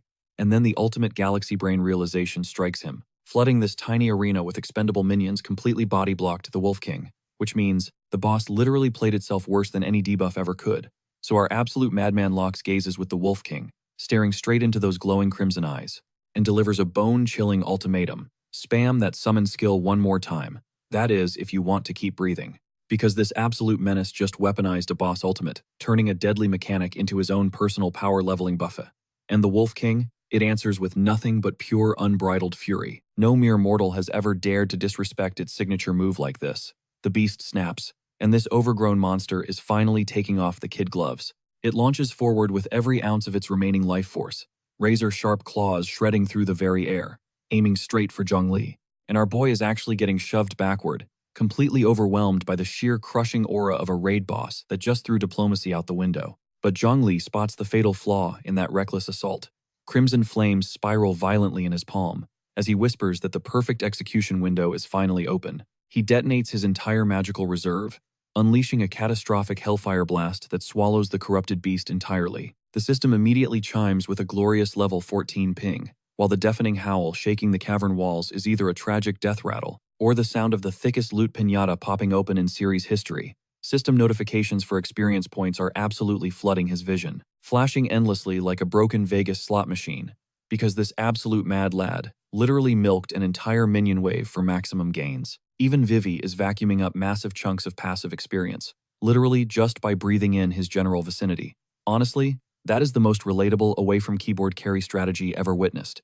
Bam, level 15 achieved, and Zhongli is casually standing in the dead center of a literal wolf graveyard, gripping a magic staff that is radiating pure power, looking exactly like a hacker who just triggered an infinite money glitch. Meanwhile, Vivi is glued to the sidelines, her brain still struggling to process the absolute massacre she just watched. And this maniac, he casually downs a blue mana potion, chugging it down like a heavily caffeinated pre-workout shake, before instantly demanding round 2, because wiping out an entire canine ecosystem was apparently just his warm-up stretching. But then, an absolute galaxy brain realization smacks him like a runaway freight train. If this raid boss can vomit out high-value minions on command, why on earth would he ever touch grass to grind regular trash mobs again? The majestic Wolf King is literally shivering in its boots right now, realizing its entire bloodline of summons just got instantly evaporated. This oversized mutt is having a massive existential crisis, desperately wondering who the actual apex predator in this dungeon really is. Zhongli just hits it with the most disrespectful shoulder shrug in combat history, silently informing this level 25 raid boss that its shelf life has officially expired. The negotiations have entirely broken down, so he starts channeling one final catastrophic ice arrow, radiating the chaotic energy of an employee cashing out a massive severance package. This tragic beast has been thoroughly farmed for all it is worth, and it is finally time to punch the final receipt. The piercing frost projectile shrieks across the cavern air, while the broken boss desperately curses him out as a literal devil, which coming straight from a demonic dungeon entity, that is honestly a glowing 5-star Yelp review. The freezing bolt violently punches right through its corrupted torso, as it howls its final demonic curse into the void, and honestly, that might be the most flawlessly accurate character assessment in this entire manhwa. The entire dungeon structure violently shakes as rocks begin to plummet, and our girl Vivi magically skyrockets straight to level 21, carried purely by that sweet shared experience radius. Boulders are crashing down like the cavern itself is giving them a standing ovation, while Zhongli effortlessly hits level 16 with an absolute menace of a smirk, casually flexing about, snatching 3 entire levels, plus a literal mountain of premium drops from one singular instance run. Vivi is just frozen on the floor, her jaw completely unhinged at the monumental haul this absolute lunatic secured, staring blankly and asking the exact question every single viewer is thinking, because she just witnessed a gamer systematically abuse a boss mechanic, turning a desperate summoning ritual into an infinite experience loop, leaving her deeply questioning the dungeon hierarchy. Was Zhongli the actual raid boss all along? Suddenly, this clueless Giga Chad waves her over with zero urgency, acting like he just found a shiny pebble on the playground. Instead of sorting through the bloody aftermath of a dungeon boss assassination, he casually tosses a brilliantly glowing magical staff into her hands, coolly declaring it as her rightful slice of the loot pie. Both hands instantly slap over her mouth in absolute disbelief, stuttering out that she was literally just dead weight the entire time, which is easily the most painfully wholesome moment to ever happen inside a blood-drenched murder cave. But Zhongli instantly vetoes that imposter syndrome, reminding her that her clutch mana restoration saved the run, not to mention those crucial damage buffs, looking her dead in the eye and calling her a top-tier support, someone he absolutely needs by his side for the brutal trials ahead. And this oblivious gamer literally has zero idea how much emotional damage he just dealt. Vivi hugs that magical staff to her chest, vibrating with the exact energy of a girl who just got a diamond ring, her inner monologue completely melting over the fact that she actually matters to him. And the manhwa artist absolutely snapped on this panel, beautifully reminding us why she was genetically engineered to conquer the YouTube comment section. The duo finally pushes deeper into the echoing abyss, while Zhongli immediately pops open his system interface, ready to inspect the Golden Twin skill books the boss just dropped, the Lightness spell and the Swamp spell, and you can literally see the dopamine rushing through this man, tearing through his post-battle loot like an ecstatic kid on Christmas morning. But here is the absolutely wild part. Both of these magical arts dropped with their proficiency already maxed out. Suddenly, the entire battle choreography clicks into place, explaining exactly how that massive beast completely ignored his movement debuffs earlier. That overgrown puppy had a built-in speed hack hardwired into its system the whole time. But then, the details of the Swamp spell completely hijack his attention, an area of effect crowd control that can lock down entire enemy squads simultaneously. Oh yeah, you can practically see the hyper-optimized gamer spreadsheets calculating behind those glowing eyes, mentally logging that strategy to absolutely wreck the next mob wave. Our boy gets violently interrupted by Vivi screaming his name. She is practically vibrating with hype, which is wild considering they are literally chilling in a graveyard of slaughtered wolves. But her excitement is justified. She just spotted a ghost orchid, a radiant neon purple blossom straight out of a mythical fantasy world that is somehow sprouting right in the middle of a slaughterhouse. Zhongli instantly shifts into expert appraiser mode. He breaks it down for her, explaining that for awakened hunters, this thing is total trash. But for ordinary humans, it is an ultra-rare, top-tier miracle drug. Hearing that, Vivi basically gets cartoon dollar signs flashing in her eyes as she calculates the insane market value. Playing fair, our main character splits the loot right down the middle, handing her one. Vivi locks eyes with him, flashing absolute gratitude. With the most wholesome, heart-melting smile this manhwa has blessed us with so far. These two are straight up going on a romantic side quest, surrounded by monster carcasses, completely oblivious to how unhinged that is. But the mood shifts heavily. Zhongli gazes at his glowing flower, his expression softening into something deeply personal. He opens up, revealing his mom is just a regular human. Her body is completely breaking down after decades of brutal labor and grinding sickness. He clutches the petal, praying this miracle herb will finally bring her some relief. Vivi just stares at him, her eyes practically overflowing with affection. Talk about a massive character pivot. He swapped from ruthless boss slayer to the ultimate devoted son in the blink of an eye, instantly maxing out his charm stats. But before the romance can fully bloom, reality crashes back in. Vivi catches a weird pulsing glow bleeding through the back of the cavern. She grabs Zhongli by the arm, dragging him toward the mysterious light, because apparently this murder den is an absolute goldmine. He warns her to step back, summoning a blistering sphere of pure arcane fire to blast the barrier. Going from soft boy hours to elite combat mode in a split second gives me serious emotional whiplash. The blast obliterates the stone facade, leaving them staring down a scorching, jagged tunnel that was definitely hiding off the minimap. Stepping through the dust, they both freeze dead in their tracks. This is not some random hidden chamber. It is a massive, undiscovered secret realm. A chaotic, swirling abyss, crackling with volatile blue lightning that looks exactly like the universe accidentally spawned a nightmare mode gateway in the basement. The system notification pops up, tagging it as a level 25. Black Iron rank dungeon named Dark Altar. The catch: it is permanently locked on hard mode, capped exclusively for players level 23 and under, requiring a full party of 2 to 6 people. Yet our absolute madman of a protagonist is already calculating if he can run it solo. At level 16, Vivi, blessed with actual common sense and a desperate will to live, begs him to fall back and restock, considering they literally just survived a massive boss fight. But Zhongli instantly vetoes that logic, with the terrifying swagger of a guy who eats death flags for breakfast. He casually mentions she is totally free to walk away, but promises on his life to protect her, if she steps through that rift. That absolute god-tier line delivery would have any girl within 100 miles throwing caution straight out the window. Vivi responds with a blindingly gorgeous expression, outshining the literal sun.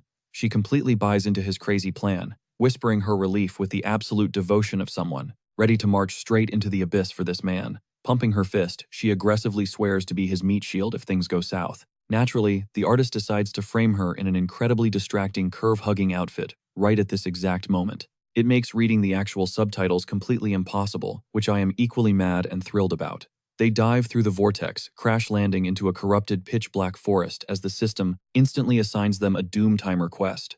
Stop the rogue dark mage Garubi from finishing a catastrophic ritual. This screams exactly like the kind of scenario that gets entire parties wiped at 3 in the morning.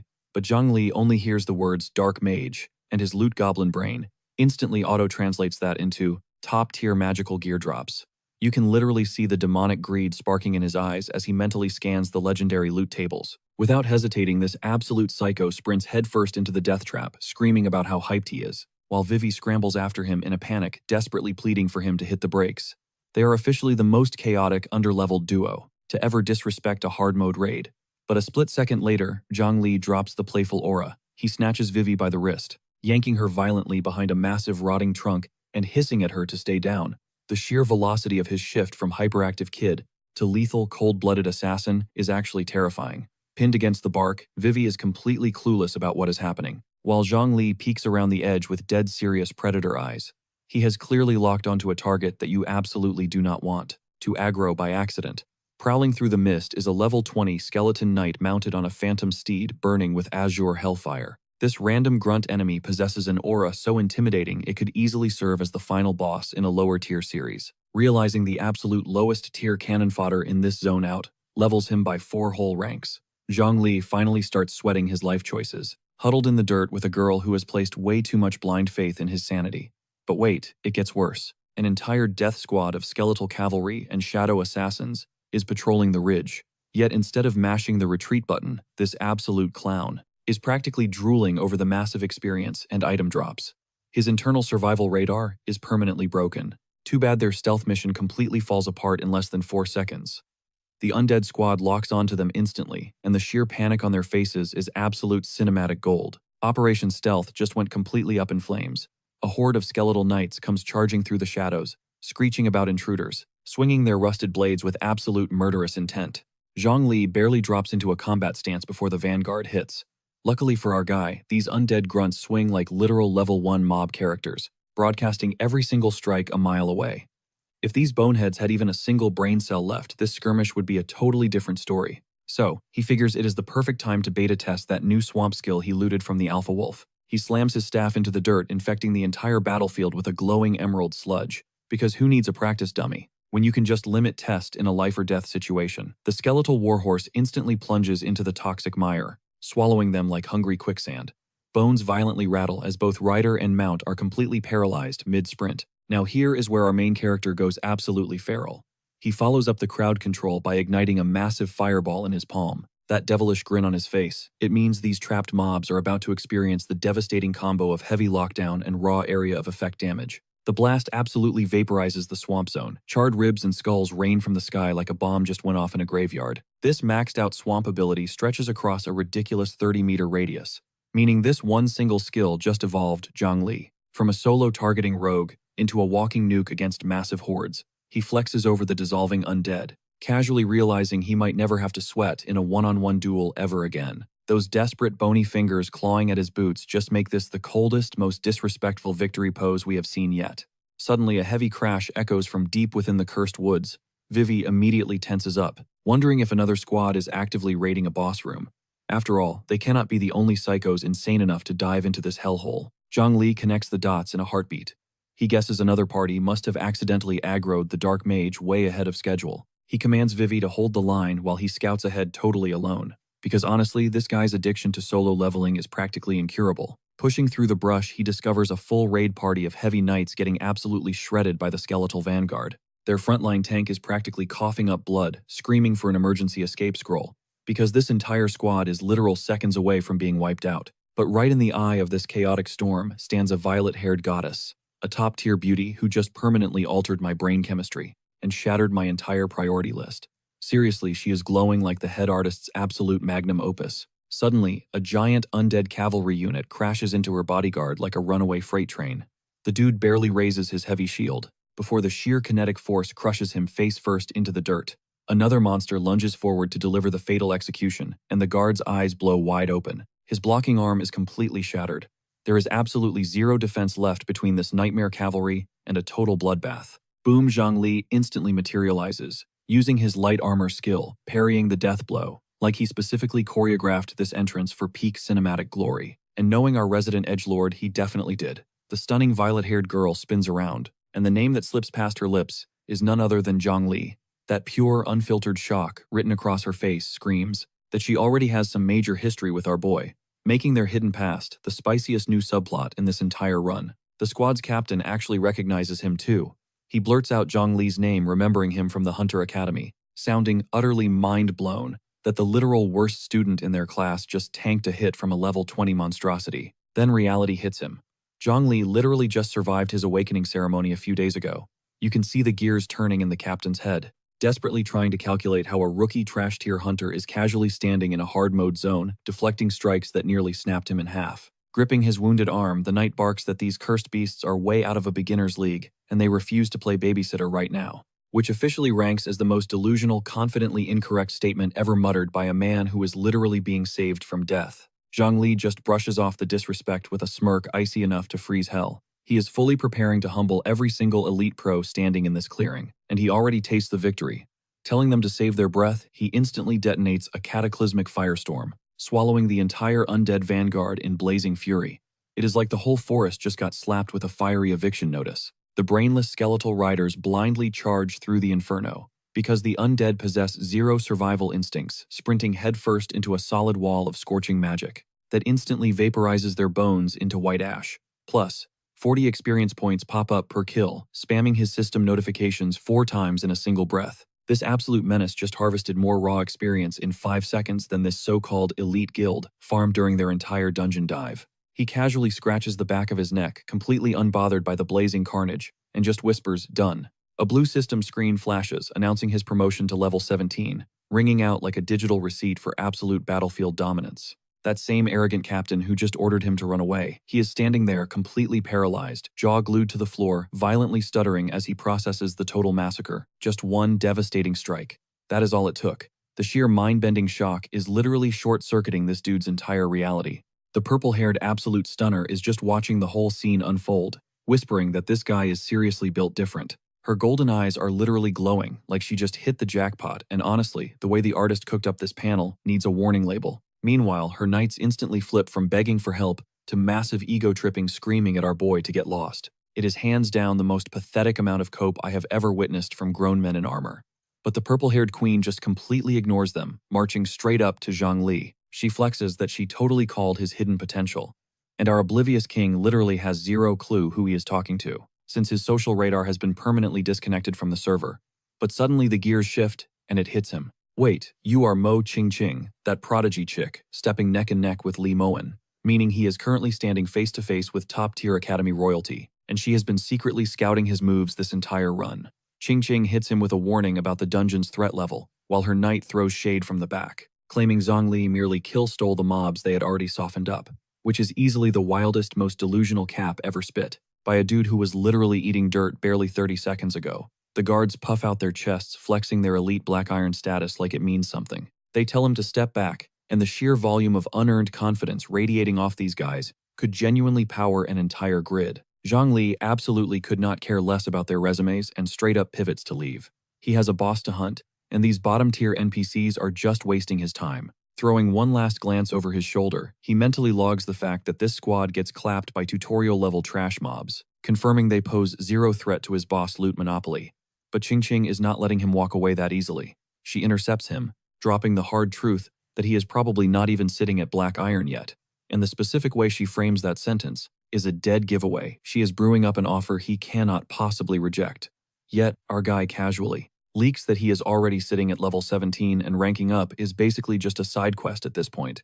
Qingqing just freezes, desperately trying to compute how a dude who caught his awakening mere days ago is already crashing her tier. The utter disbelief painting her face is completely unscripted, because hitting level 17 that fast while casually humiliating trained Black Iron pros is the exact type of scaling that breaks the game's entire meta. She is literally internally debating whether she just found a generational talent or a walking cheat code. So she reaches toward her collarbones, flashing this brightly glowing pendant, and straight up asks him to carry the dungeon run. And we need to pause because the specific angle the illustrator chose for this entire negotiation is an absolute hazard to my focus. She drops the payment details, a highly coveted Black Iron promotion gem which she plucks right out of thin air via the necklace, looking like an absolute magician casting a spell to make guys agree to literally whatever she wants. Zhang Li actually shows emotion for the first time all season, going wide-eyed, because he recognizes that jewelry as a spatial storage artifact, meaning this girl is casually rocking a physical inventory slot around her neck, and the sheer amount of money she must come from suddenly hits him like a truck. He finds himself deadlocked on the crystal, resting right against her skin, his internal processor working overtime trying to calculate the insane market value of that gear, completely ignoring how incredibly sus it looks to be staring exactly there. Suddenly, they are both flushing deep red because she is offering the loot and he is just respectfully staring into the void. Neither of these two has the social stats required to navigate the thick, awkward tension that just spawned in the boss room. She quickly crosses her arms over her chest, snapping at him to quit staring at it. And the heavy vagueness of what it actually means just dealt massive critical damage to our boy's innocent reputation. Shaking it off, she breaks down the mechanics. Hitting Black Iron means you either sweat through the official trial or cheat the system by popping a promotion gem. And let's be real, at this exact moment, she could be reading off a grocery list, and Zhang Li would be entirely locked in. His min-maxing gamer brain finally reboots, realizing those gems are usually way too pricey to ever justify buying on his own. But with his cracked leveling pace, he is going to hard cap at 20 before the raid even finishes. Without that rank-up item, all that juicy end dungeon experience goes straight down the drain. He takes the deal, but instantly demands that Ching Ching bench her useless bodyguards, flat out refusing to share his hard-earned experience points with actual dead weight. The lead knight practically pops a vein in his forehead over the sheer disrespect. The squad goes ballistic, screaming that there is zero chance they are letting their VIP dive deeper into a death trap with some random solo player. And honestly, looking through their lens, this entire setup is screaming major red flags. But Ching Ching just folds her arms savagely, stating she is entirely over their whining, and commands them to pack it up and leave. The ice-cold boss energy rolling off her tone instantly reminds the whole room exactly whose bank account is funding this operation. The captain swallows his pride and caves, but throws down one final condition.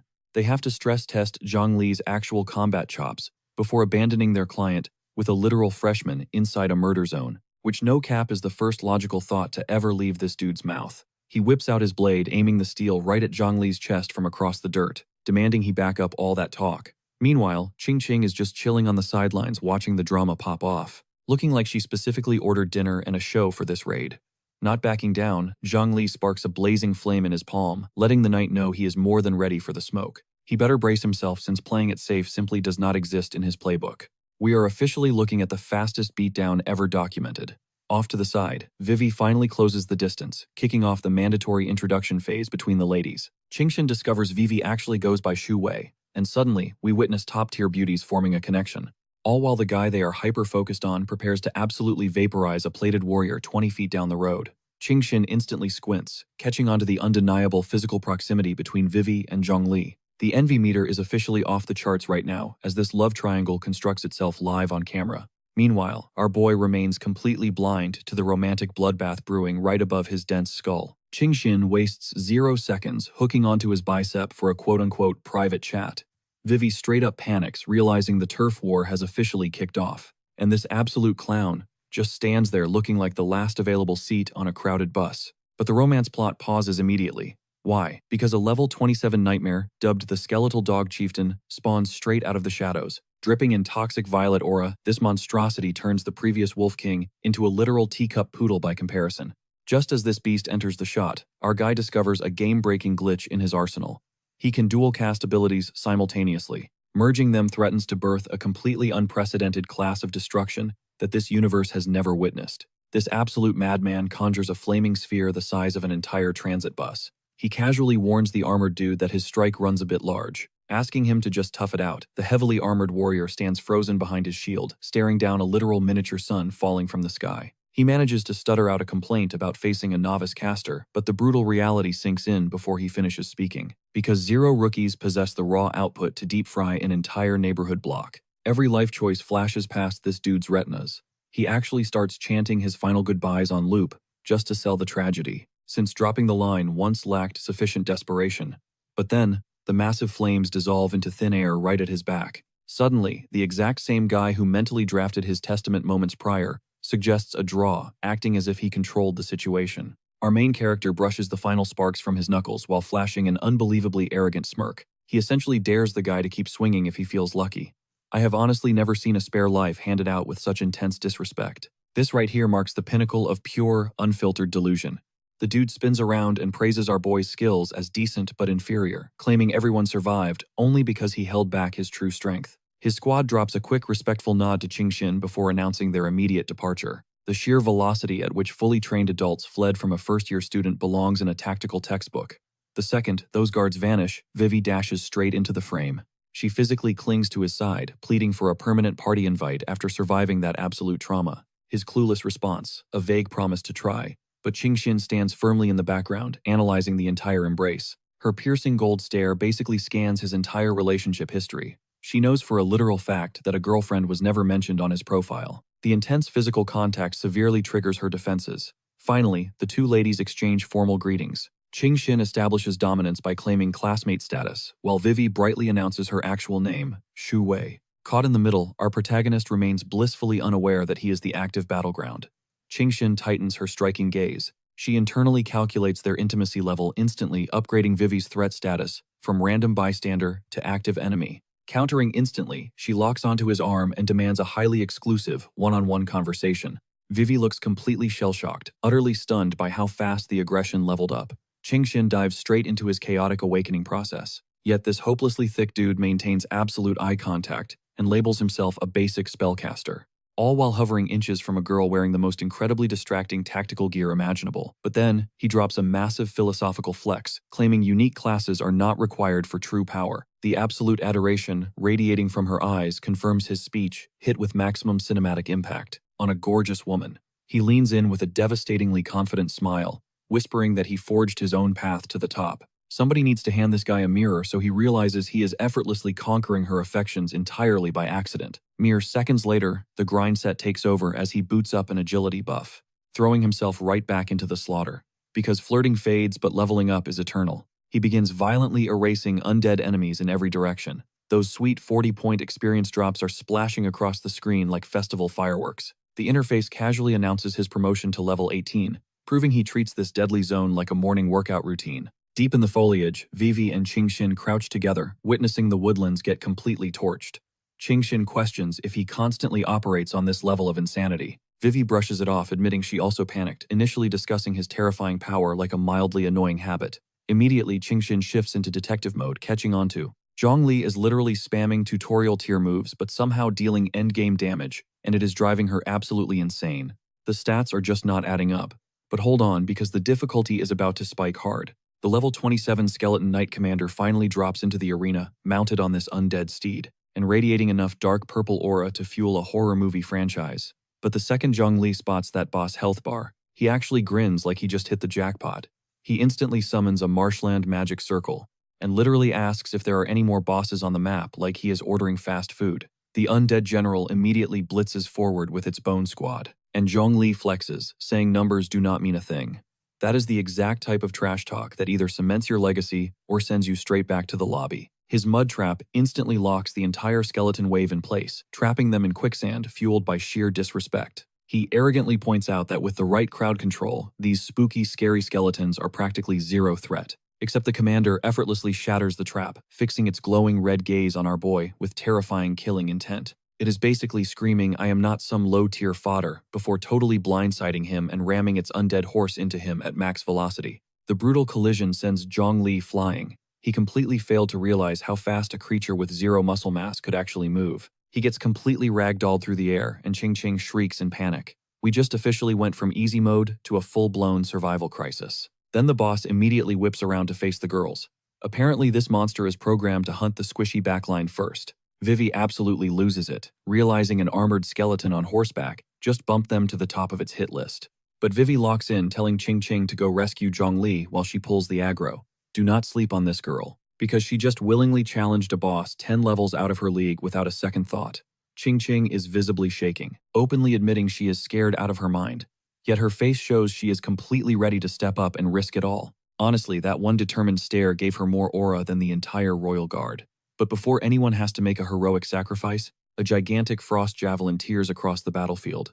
Zhongli casually interrupts the panic, telling them to stand down. The frozen spear detonates directly against the skull of the commander, shattering its dark iron helmet like glass. Our guy is already standing tall, gripping his weapon, while neon blue magic surges off him in waves. It looks like taking damage just hyped him up.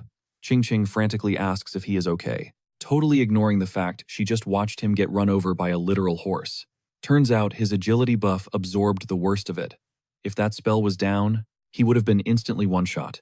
Basically, his plot armor was disguised as a status effect. He quickly analyzes the situation, realizing this elite enemy has ranged gap closers he totally failed to predict. A fresh streak of blood on his cheek proves the boss music has officially kicked in. Vivi rushes over and instantly drops her recovery spells on him.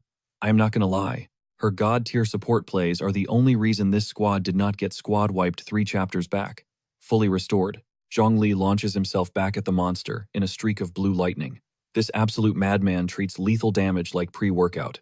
But then Ching Ching completely steals the show. She brings her hands together and summons a blinding gold aura that literally turns the dark forest into a holy sanctuary. She starts chanting ancient blessings to buff her squad and slap massive debuffs on the enemy. The illustrator drew her radiating pure goddess energy, and it is doing absolute numbers to my heart rate. That radiant energy detonates across the battleground like someone just dropped a flashbang of pure divinity. Caught in the blast zone, the undead general and its skeletal steed start physically melting from the holy pressure. It creates the ultimate window of opportunity, and someone screams, to drop the AoE nukes right now. Zhongli starts channeling massive chains of electricity, encasing his body in enough raw voltage to jumpstart an entire city grid. This specific artwork goes unfathomably hard, showing him unleashing a devastating fusion of holy and thunder magic directly into the boss.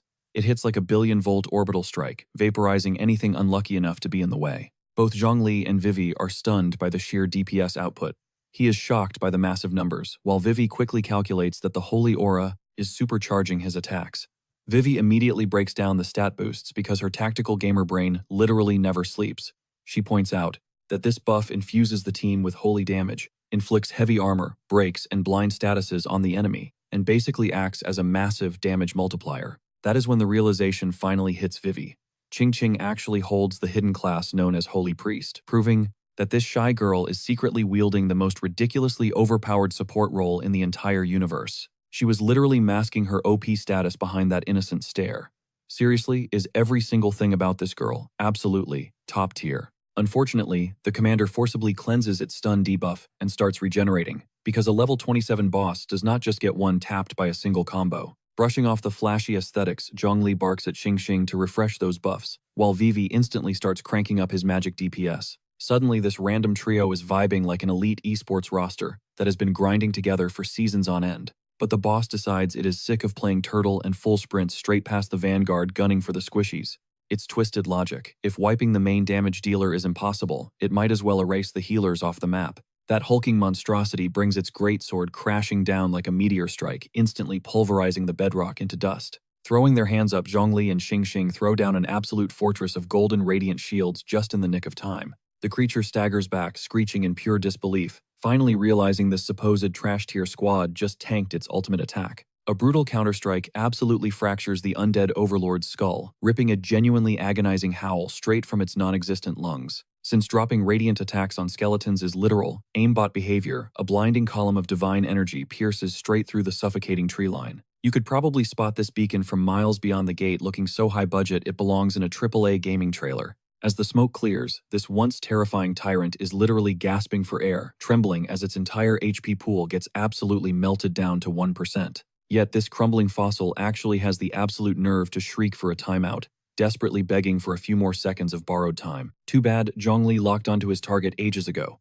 Our guy literally dive bombs out of the stratosphere, weapon drawn and locked on the boss's neck. He roars his presence to the world, radiating that main character energy of a dude who has literally spent decades training for this exact fatality. That final strike slices straight through the monster's armor like a hot knife gliding through absolute butter. Freezing shockwaves ripple through every single vertebra, shattering the skeleton into a million icy fragments until a revive is mathematically impossible. Touching down gracefully amid the swirling frost and bone shrapnel, our MC casually calls game over. That hyped-up level 27 menace meant to be an absolute party wiper just got reduced to a minor stat boost in his leveling journey. The interface immediately spams him with insane loot, bumping him to level 20, and dropping a rank C bone spear manual that basically grants homing missiles. Only one problem, his loadout is completely full, meaning he is forced into that painful gamer dilemma of choosing which trusty move gets the delete button. Plus, there is a massive catch.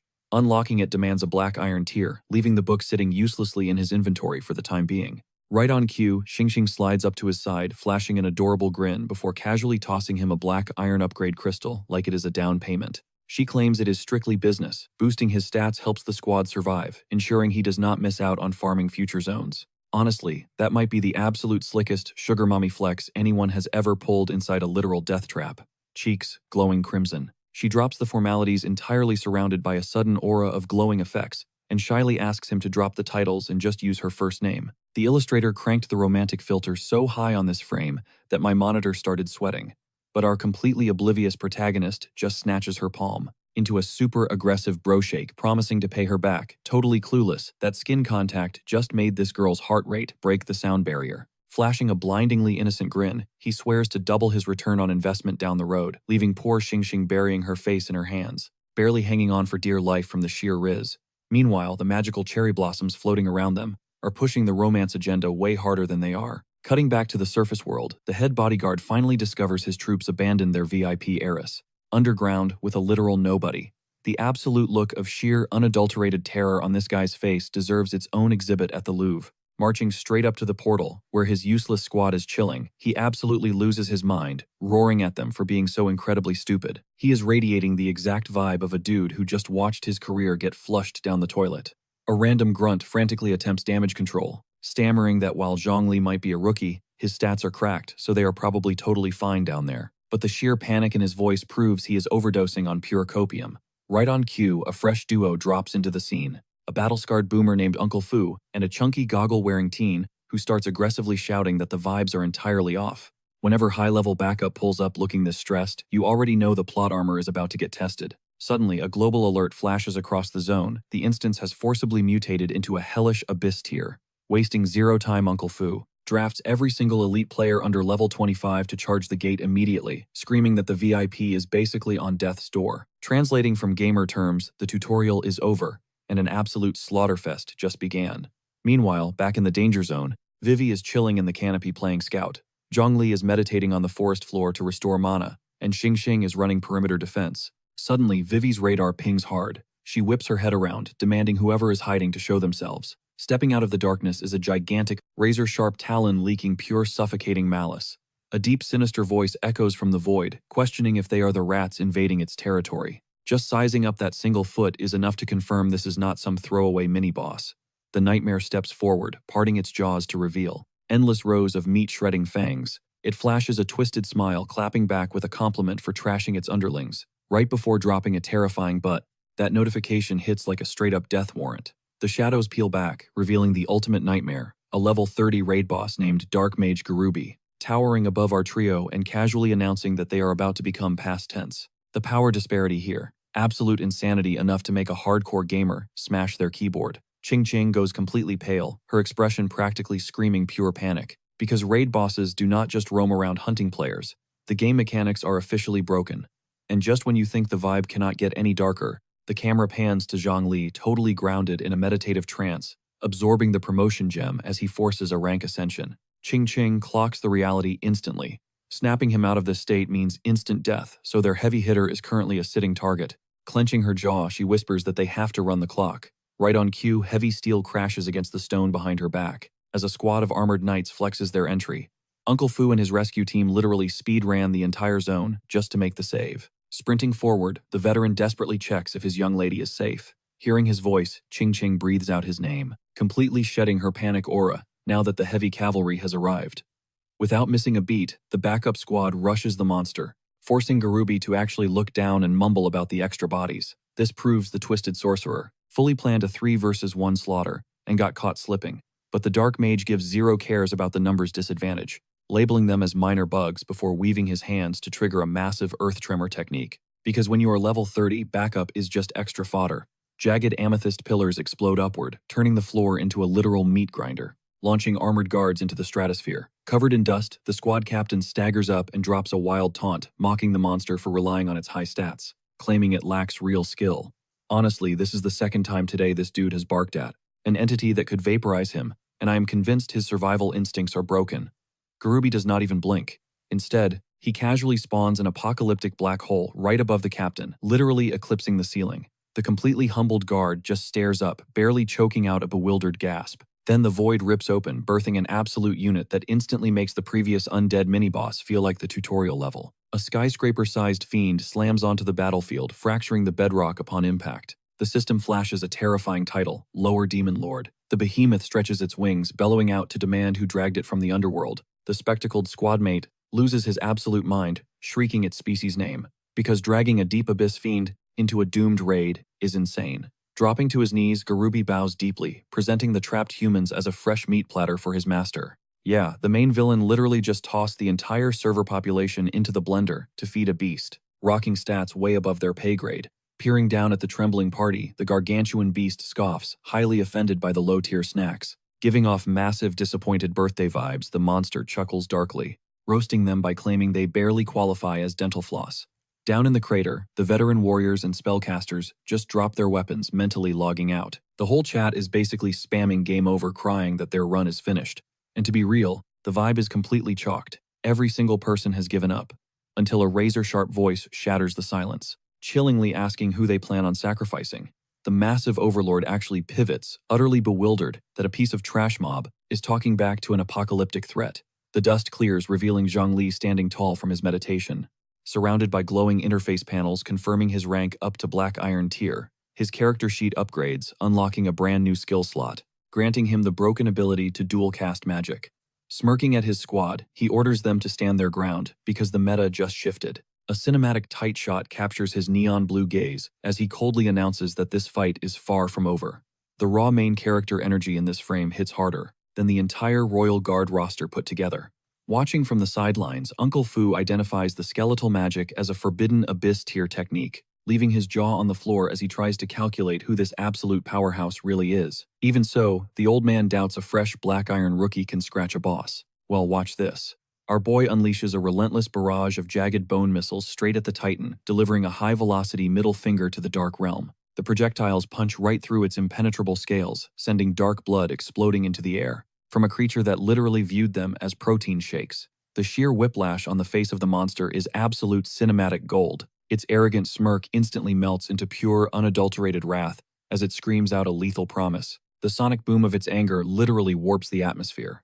Uncle Fu is completely stunned that the shadow magic actually landed a critical hit, yet his combat experience screams that one hit point drop will not win the war. He makes the split-second tactical decision to go all in, knowing that playing defense here just delays the inevitable.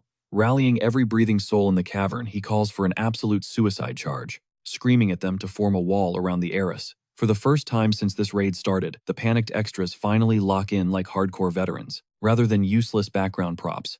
The collective guild burns their cooldowns, sparking a massive pyrotechnic explosion right across the chest of the behemoth. The whole area erupts into a blinding pyrotechnic nightmare. Through the chaos, Uncle Fu snaps his gaze to Zhongli, screaming at him to get the lady out of this death trap. Watching this grizzled veteran willingly plant his feet to face down a literal demon lord, just so the rookies can bolt, that is the kind of heroic final stand that absolutely guts you. Surrounded by a roaring inferno, the old man readies his weapon and drops the ultimate heavy responsibility right onto Zhongli's shoulders. You can see the chilling peace in the veteran's eyes. He already knows he is punching a one-way ticket straight to the afterlife today. But Garubi is totally overplaying nice with mere mortals. He channels a toxic violet nuke so insanely dense that reality itself starts bending around the blast, shrieking about crushing pathetic bugs, signaling that the raid boss phase just locked in and the kid gloves are officially off. Then the shockwave hits.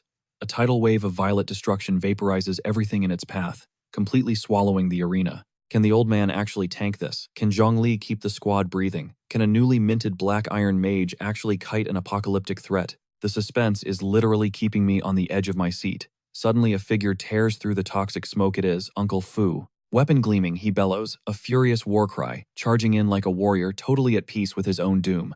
The absolute shockwave of his brilliant golden strike, smashing into the demon's apocalyptic void blast, triggers an explosive eruption that feels like two divine beings tearing the atmosphere apart. The debris clears. The absolute legend is miraculously still on his feet, lungs burning for oxygen, knuckles white around a violently shaking hilt. Corrupt energy sizzles across his battered form. Crimson stains soak through his heavy plating, while he spits venomous curses at the monster through a clenched jaw. Because he dumped his entire stat bar into that one clash, and it barely made a dent, so the veteran pulls the ultimate Chad move. When the power scaling breaks, he opts to blow every last drop of his mana on a suicide strike, just to buy the VIP a few precious seconds, even knowing it is going to flatline him. He rockets skyward, screaming out his ultimate skill, Sword of Judgment. A blinding, radiant aura engulfs his weapon as he brings it crashing down toward the monster's skull, looking like the literal wrath of heaven. The steel, deadass, smashes right into the beast's defense. A fireworks display of radiant energy explodes off its impenetrable scales, forcing the colossal threat to stumble, completely stunned by the audacity. But before the old man can even crack a smile, a brutal retaliation obliterates his defenses, shattering his stance and flooding his nervous system with pure agony. The Titanic boss grips the grizzled warrior by the skull like he is a cheap toy, mocking his pathetic power level. Just seeing their silhouettes side by side is giving heavy vibes of a heavyweight champion, bullying a helpless kitten. With a flick of its wrist, it yeets the veteran across the battlefield with the effortless brutality of flicking away a mosquito. The veteran gets launched through the air like a broken ragdoll, slamming into the earth with a sickening crack that guarantees multiple ribs just snapped in half. Qingxing shrieks his name, absolutely paralyzed by panic, and the usually stone-cold Zhongli visibly snaps out of his calm demeanor. Because witnessing your high-level carry get completely low-diffed fundamentally rewrites the survival odds. A desperate voice begs the old man to fall back, while the boss stomps through the rubble, exuding an oppressive aura that feels like the sky is caving in. The monster eclipses the battered warrior, smirking at their pathetic arrogance as the veteran struggles just to keep his eyes open. But right as the executioner readies the final strike, a literal iceberg weaponizes. A gargantuan razor-sharp crystalline spear shreds through the atmosphere, locked onto the Titan's blind spot. It blasts into the behemoth with unholy kinetic energy, forcing this literal walking catastrophe to stumble. For the very first time in this entire raid, something actually broke its combo. Zhongli hones in on that split-second window, roaring at the squad to make their move, while the battered veteran bleeds out on the floor. And this absolute madman is dead-ass stepping up to 1v1, the nightmare that just team-wiped them. The old man desperately drags himself away, while Zhongli taunts the boss, sliding right past a lethal right hook with the insane evasion of a daredevil who forgot what fear feels like. The Titan's features contort into demonic fury, bellowing a thunderous demand to know who has the nerve, sounding like an emperor who just took a pie to the face from a street rat.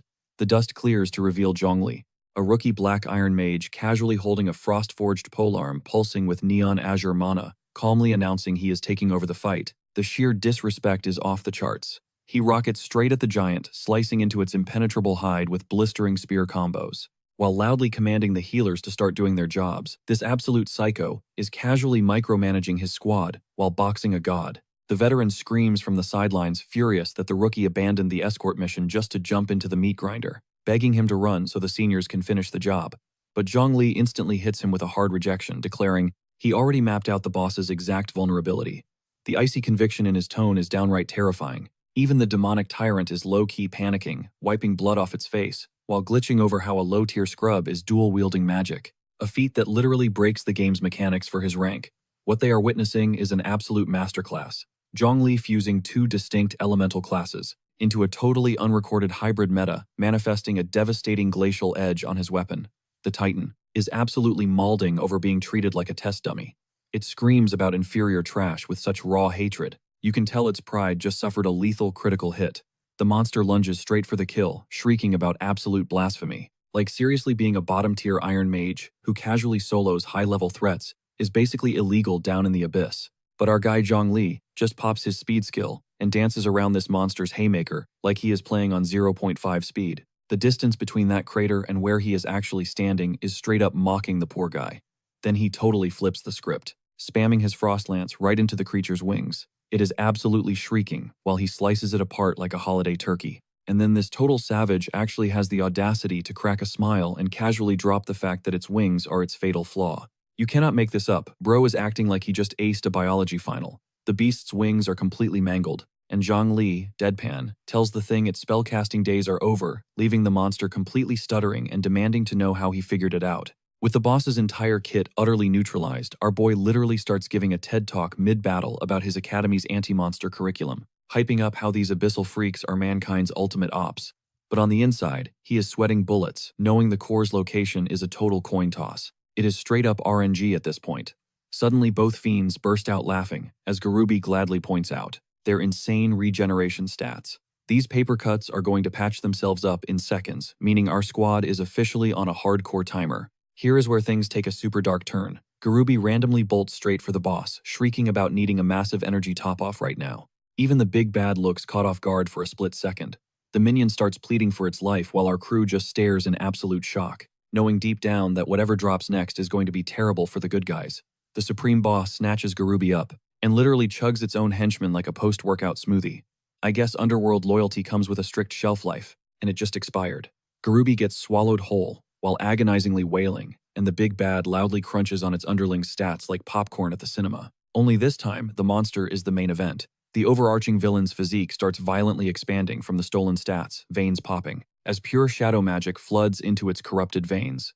Then the interface flashes a pop-up that legitimately gives me chills. Boss Phase 2 is officially unlocked, and the threat level is off the charts. Now, this monstrosity is glaring at our squad. With enough raw fury to vaporize titanium, it roars out a death threat to the puny mortals, and blast fires a massive purple death laser right at our MC. The sheer kinetic force sends Zhang Li scraping across the shattered dirt like a tossed toy. For the first time in this entire clash, our guy is getting pushed back without a snarky comeback. His brain is going into overdrive, figuring out that while his maxed out dodge stats might save his neck, his barrier magic will absolutely shatter against this newly buffed damage output. Just as things look grim, a blinding gold aura coats his body. The interface absolutely loses its mind, announcing his spell damage just multiplied by 2. No, multiplied by 3. The plug, it is Ching Ching, holding it down in the backline, shining like a literal lighthouse, spamming every enhancement spell in her arsenal. The combat log is just throwing up crazy numbers at this point. Armor-boosted movement, maxed HP passively ticking up. She basically just hard-coded Zhang Li into a glitch. The demonic overlord catches sight of this glowing squad, lighting up the horizon, and actually looks baffled for a second. It is like watching a bunch of bugs suddenly gear up for war. Brushing them off as annoying gnats, the behemoth violently lunges forward. In its twisted head, hitting Phase 2 means the talking stops. Even Zhang Li feels the killing intent spike, quietly cursing about how rough this is. When the confident main character says we have a problem, you know things just leveled up from sketchy to a guaranteed squad wipe. The beast shrieks for their heads and bombs straight toward the backline. But with his velocity buff cranked to 300%, this madman literally teleports across the zone, like his collision physics just glitched out. He drops anchor dead center between the monster and the girls. Weapon drawn, barrier raised. The visual of Ching Ching and Vivi, sheltered safely behind his back while he stares down an apocalyptic raid boss, is sending his main character energy straight to the moon. He triggers his Radiant Guard skill and an explosive gold aura locks around his gauntlets. The prompt confirms his blocking stats just doubled for a second time, turning him into an impenetrable brick wall. The beast's devastating slam crashes into his shield, sending out a shockwave that completely deletes the forest behind him. Yet our boy does not even flinch. But hold up, the nightmare is not over. The fiend starts mutating again, its flesh rotting into a nauseating green and leaking venomous goo, looking like it just took a bath in the underworld's most radioactive sewer. Its massive claws sink into a pool of glowing acid, and suddenly the beast looks totally lost, wondering why the solid dirt is suddenly dragging it down like a tar pit. Surprise, Zhang Li was already 2 steps ahead. He barks at the freak to stay put, as a brilliant rune explodes around the creature, completely freezing its limbs with hard crowd control, and a massive debuff. Standing tall, defending his squad, Zhang Li practically whispers, "Time for a little demonstration." Flexing the absolute aura of a dude teaching a masterclass on why his team is off limits, he unleashes a crazy hybrid spell Thunder Swamp. Blending raw high-voltage strikes with mud sorcery, the beast gets absolutely fried inside its own cage, while hopelessly trying to tear its way out. The boss is officially soft-locked. Blue electricity surges through the monster's veins. It lets out a guttural roar completely paralyzed, realizing that for the absolute first time in this entire showdown, the tables have totally turned. Uncle Fu spots the opening and starts screaming at anyone holding support gear to spam every single power-up straight onto Jiang Li. He is literally their only ticket out of this dungeon alive. The system interface goes absolutely feral. 600, 700, 1000% damage boost. Guys, that is not a power-up. That is a straight-up Geneva Convention violation. The boss spots our boy closing the distance. It charges a massive beam right in its jaw, screeching about his sheer audacity. Because even while pinned down, this beast packs enough heat to erase an entire neighborhood. It unleashes the beam at point-blank range, calling him a massive idiot, right as Crimson Plasma nukes the whole battlefield. For a split second, you would swear Jiang Li just got deleted from existence. But nah, the goat rips straight through the inferno, gripping a blazing polearm, using an art so insanely cracked that the flames twist into a literal tornado barreling dead center for the monster's chest. Direct hit. The scorching blade carves right through mutated muscle, proving exactly why a 1000% damage multiplier is absolutely broken. The fiend shrieks, cheap parlor tricks thrashing around trying to crush him. Bro, it is taking a giant metal spike to the ribs and still acting tough. The sheer ego on this creature needs its own area code. Suddenly, a massive swarm of flaming bone projectiles fires off like a military airstrike, locking onto every single weak spot Jiang Li can see. Total bullseye. They shred through the monster from a dozen different angles, painting the walls red. For the very first time, this boss actually looks mortal. But then Jiang Li catches a weird detail, and just casually drops the fact that the beast is protecting its skull way too hard. The monster scoffs back. Who cares if you figured it out right, as it frantically shields its face from a blast that just popped off near its brain, which is literally the same energy as tossing a blanket over a dead body, and asking, "What body?" Jiang Li immediately unleashes his brand new combo right into the creature's face. It is an explosive bone spike, a sick hybrid of magic and physical damage that erupts deep inside the flesh, like a stick of dynamite in a blender. The monster's head gets completely swallowed by flames. He does not even blink before following up. With a gigantic glacial spike formation, he yells that this is the endgame and rams the freezing artillery directly into the unprotected, demonic heart. But the frost spike actually shatters inside the beast's cranium, and the agonizing shriek that rips out literally causes the whole cave system to earthquake. Vivian and the kid with the goggles cautiously peek out from the rubble, whispering to see if the nightmare is finally done. And real talk, I desperately need this fight to end, because my blood pressure has been through the roof for the past 40 chapters. Spoiler alert, it is not. A sinister glowing crimson pupil cuts right through the ash cloud and a deep rumbling chuckle echoes out. I swear that one single stare has more villain aura than every antagonist I have ever seen on screen. The monstrosity steps out of the smog, sneering. What a shame. What an absolute shame. It still eclipses Jiang Li completely, making our MC look like a literal bug standing at its feet. Get this, the boss still has enough HP left to drop some trash talk. It smugly flexes that little stunt was their one and only shot at victory. And they completely fumbled. The giant frozen spear lodged in its chest starts sliding out like a tiny toothpick from a brick wall. But suddenly it stutters. The beast realizes its flesh is not stitching back together. Total panic sets in as it screeches. What did you do to my body? Watching a raid boss have an absolute mental breakdown is genuinely a top-tier cinematic experience. The camera pans right into Jiang Li's face, rocking the most disrespectful smirk a low-tier mage has ever pulled off.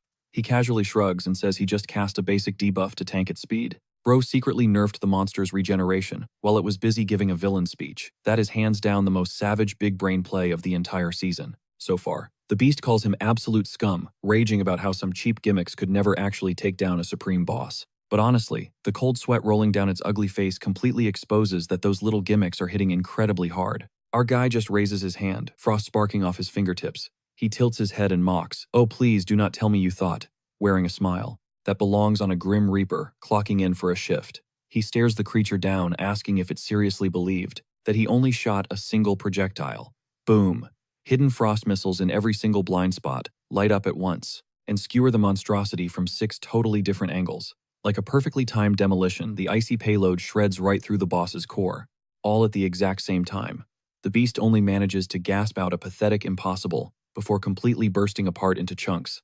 And guys, this is exactly what you get when you sleep on the quiet kid who actually did the homework. The raid boss violently erupts in the background while our boy just stands there in the crater exhaling. Handled. Right on cue. The interface pops up to casually announce he just skyrocketed 5 whole ranks up to level 25.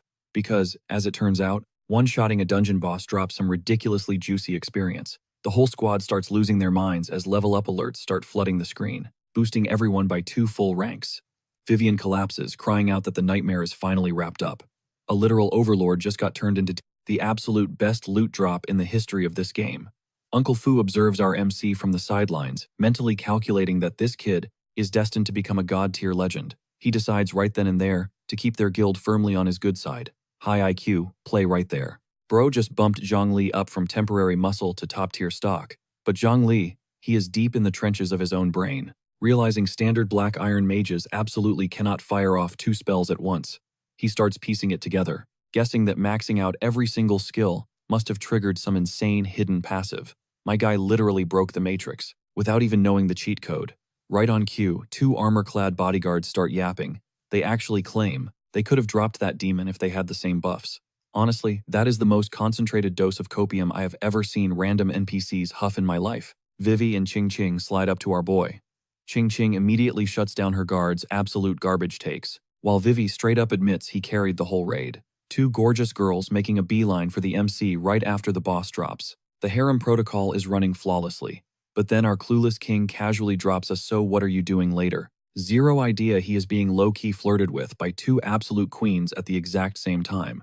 Naturally, that question just dialed the tension to 11. Vivi goes full anime sparkles. She vows to grind her levels shyly, asking to party up, once she actually has the stats to match him. The studio drenched this girl in so much glowing filter, I need sunglasses, looking way too flawless for a girl who almost just became Demon Chow. Then Ching Ching steps up. Pink petals literally spawn in the air around her as she confesses she wants to stick by his side too. How does Zhongli react? Bro just blinks. With me, he asks, cementing his status as the most romantically brain-dead dude breathing. Luckily, Uncle Fu slides in to decode the situation for our dense hero. He smoothly explains the young miss is officially inviting him back to her estate, causing Ching Ching to scurry away, blushing hard. Get this boomer a medal he just wingmanned for his boss. Zhongli flashes a clueless grin, rubs the back of his neck, and locks in the RSVP. He completely dodges the romantic vibes, treating a literal date proposal like a mandatory corporate video call. Uncle Fu then guides him to a mountain of loot radiating so much energy it practically blinds you. The old man insists Zhongli bags the whole stash, since he basically hard-carried the boss fight. A shiny gold chest sits right in the middle. Our guy is about to feast. The first unboxing yields a silver-tier Shadowfang staff and a legendary gold-tier demon cloak. That cape packs a built-in radar called Demon's Eye that exposes invisible enemies. Let us be real, Zhongli is currently dripping in so much premium gear that average silver players look like they are fighting in cheap pajamas. However, the true holy grail drops are next. An Abyss Pass, unlocking floor, one of the actual underworld, plus a gold-tier Abyss Stone capable of forcing any random weapon straight up to gold rarity. Homie just rolled a 5-star on his first try, 0 microtransactions needed. Uncle Fu practically goes into cardiac arrest, spotting that stone. He stammers out that this rock turns absolute trash into god-tier weaponry, but it requires a master smith to socket it. Bro is trembling just staring at it. This right here reveals how the Blue Star meta actually functions. You have an entire underground economy of chefs, potion makers, and blacksmiths. These non-combat classes carry the weight of human society on their backs without ever stepping onto a battlefield. Pin that thought, because that lore drop is crucial later. Uncle Fu hooks him up with intel about a guy named Manager Lin over at the Golden Dragon Treasure Pavilion, a dude who apparently has the ultimate blacksmith on speed dial. Zhongli snaps to attention, realizing that was his next waypoint anyway. The squad finally goes their separate ways down a shadowy trail. Ching Ching hits him with a cute wave, Vivi drops one last lingering glance, and our MC marches straight for the pavilion, rocking a fresh staff, a boss cape, and an underworld VIP pass burning in his pocket. His daily to-do list just morphed into the absolute highest stakes supply run in the sector. He finally pulls up to the Golden Dragon Pavilion, out in Rosetown. The architecture is drenched in moonlight, flexing like a billionaire's modern mansion. He steps through the doors, and the first NPC he runs into is a pink-haired receptionist wearing an outfit so physically defiant, I am shocked. The studio did not get censored. She tells him to hold tight, strutting off in stilettos that defy the laws of gravity. They usher our guy straight into the VIP lounge. Zhongli immediately zones out, staring at a chandelier worth more than his entire bloodline, calculating how much the crystal alone would fetch on the black market. Enter Manager Lin. He waddles in, looking like the textbook greedy merchant. Stereotype, pudgy, stomach, slick, tie, full capitalist aura. But our MC is not here to socialize, flat out demanding to liquidate his inventory. Lin starts crunching the numbers. Just the trash tier bronze drops total up to 25 million bucks. That is the exact kind of bag that turns a broke rookie mage into a guy who orders Wagyu beef on a random Tuesday. However, the vibe instantly shifts when Lin analyzes the Shadow Stealth Manual and that silver tier Gale bow. The merchant drops his mask straight up, confessing his wallet is not deep enough to buy them outright, pitching a high-stakes barter instead. No straight cash, though. Meanwhile, the bunny suit girl is literally breathing down their necks, staring at this deal like her life depends on it. Speaking of our girl, she is visibly shook, practically hyperventilating over how this is the most insane flex she has ever witnessed. And you guys gotta understand, the artist literally drew her reaction like a high-fashion perfume commercial. Zhongli casually drops his shopping list like he is pulling up to a fast food drive-thru.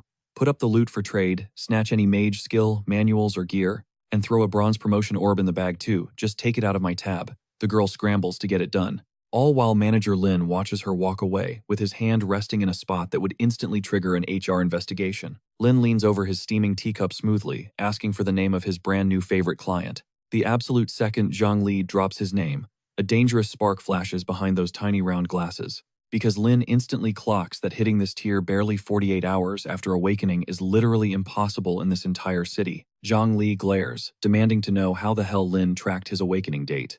Lin completely sheds the nice guy persona, dropping the bombshell that the Golden Dragon Pavilion operates an underground spy network so deep that if your pockets are heavy enough, they can expose anyone's darkest secrets. And those shadowy informant silhouettes lurking in the background make that threat hit incredibly hard. But this is where Zhongli proves he is not just pure brawn and mana. Instead of flinching, he smoothly flips the script and demands a hookup for a blacksmith who can forge a gemstone. Lin smirks, bragging that he happens to have a master on speed dial. The bunny girl struts back in with the trade receipt. And bro, the low camera angle the artist chose for her entrance is an absolute visual attack on the viewers, because they fully committed to the ground level perspective, and honestly, we are absolutely not complaining. Along with his gear, she slides Zhongli a massive flex, a purple gold dragon card, granting him a flat 10% discount on literally everything. Inside the pavilion for life. Meaning our guy Just Speed ran his way straight into Ultra VIP status, just by flipping some trash mob drops. Then she pops open a velvet box to reveal the bronze promotion orb, pulsing with blue energy like a high-end jeweler flexing a massive diamond ring. And I am fighting for my life, trying to stare at the shiny magic ball, instead of the insane view right above it. Zhongli slams his hand onto the desk like a boss locking in a choice. Manager Lin finalizes the tag at 16 million for the item, casually calling it a homie hookup, which is the exact type of fake generosity merchants only pull when they smell a massive long-term cash cow. Zhongli runs the mental math. Standard street value sits at 20 million. The VIP card drops it to 18. But Lin practically threw away another 2 million on top of that. And this absolute menace is already plotting how to milk this connection dry. So he looks Lin dead in the eye and promises that every single drop he ever farms comes straight to this shop. And Lin starts glowing like he just hit the lottery, fully aware he just secured the fastest leveling powerhouse in all of Jin City. He also drops the crafter plug, a gold-tier legend named Wang Yun, who is temporarily crashing in town, posted up at the Wenshang courtyard over on the East Block. And Zhongli just needs to drop Lin's name to get past the velvet rope. Meanwhile, the bunny girl is still standing there making sure I never forget she exists. Zhongli tosses a thank you and tries to pay for the tip, but Lin brushes it off like spare change. But do not get it twisted, that dude is heavily investing in Zhongli's future bag, and he knows exactly what he is doing. Fast forward to the next morning. Our guy pulls up to Wenshang courtyard and instantly gets completely rejected by security because the big boss put the whole place on Do Not Disturb, which totally screams that this crafter is suffering from some massive main character syndrome himself. But then Zhongli whips out the Abyss Stone, blazing blood red and leaking enough raw demonic aura to literally make the oxygen sizzle, stating he needs Master Wang Yun to socket this beast. He seamlessly name-drops Manager Lin from the Golden Dragon Pavilion, telling the bouncer to go fetch his boss. Over the deafening crashes of the forge in the back, a gruff voice screams out to open the gates, and the bouncer straightens up instantly, looking like a fresh recruit who just realized the commander is watching. And boom, there he is. Master Wang Yun is an absolute unit, built like a tank, who has been smashing steel since before our boy was even a thought. Rocking no shirt muscles stacked on top of muscles, a fiery red beard, and a greasy headband that has definitely absorbed more sweat than a locker room towel. Zhongli starts hyping him up as the absolute goat of Jin City crafters. But Wang Yun instantly swats away the glaze, cuts right through the small talk and demands to see the gem, proving this dude does not play games with his schedule. The exact millisecond Wang Yun locks onto the Abyss Stone, his entire vibe flips, realizing he is staring at a pure gold-tier gem. Bro looks like a man dying of thirst who just found an oasis. He straight up confesses that even a top-tier gold-rank smith like him almost never gets his hands on premium gold materials. He is looking at Zhang Li with total respect, now admitting the kid must have some insane mafia-level connections. But then the vibe gets super heavy, because the fail rate for blindly brute-forcing a gold gem socketing job, the risk of failure, sky high. Wang Yun doesn't sugarcoat it, warning our boy to brace himself. For the very real chance, this priceless artifact just shatters into worthless dust. But the blacksmith doesn't just crush his hopes. His grip tightens around the gem. He pitches a wildcard trade. See, he's forging a masterpiece that's sitting at 99% completion, begging for one final drop of loot, the fang of a thunder crocodile alpha. Snagging that specific drop wouldn't just finish his ultimate weapon, it would massively spike the success rate of the gem fusion.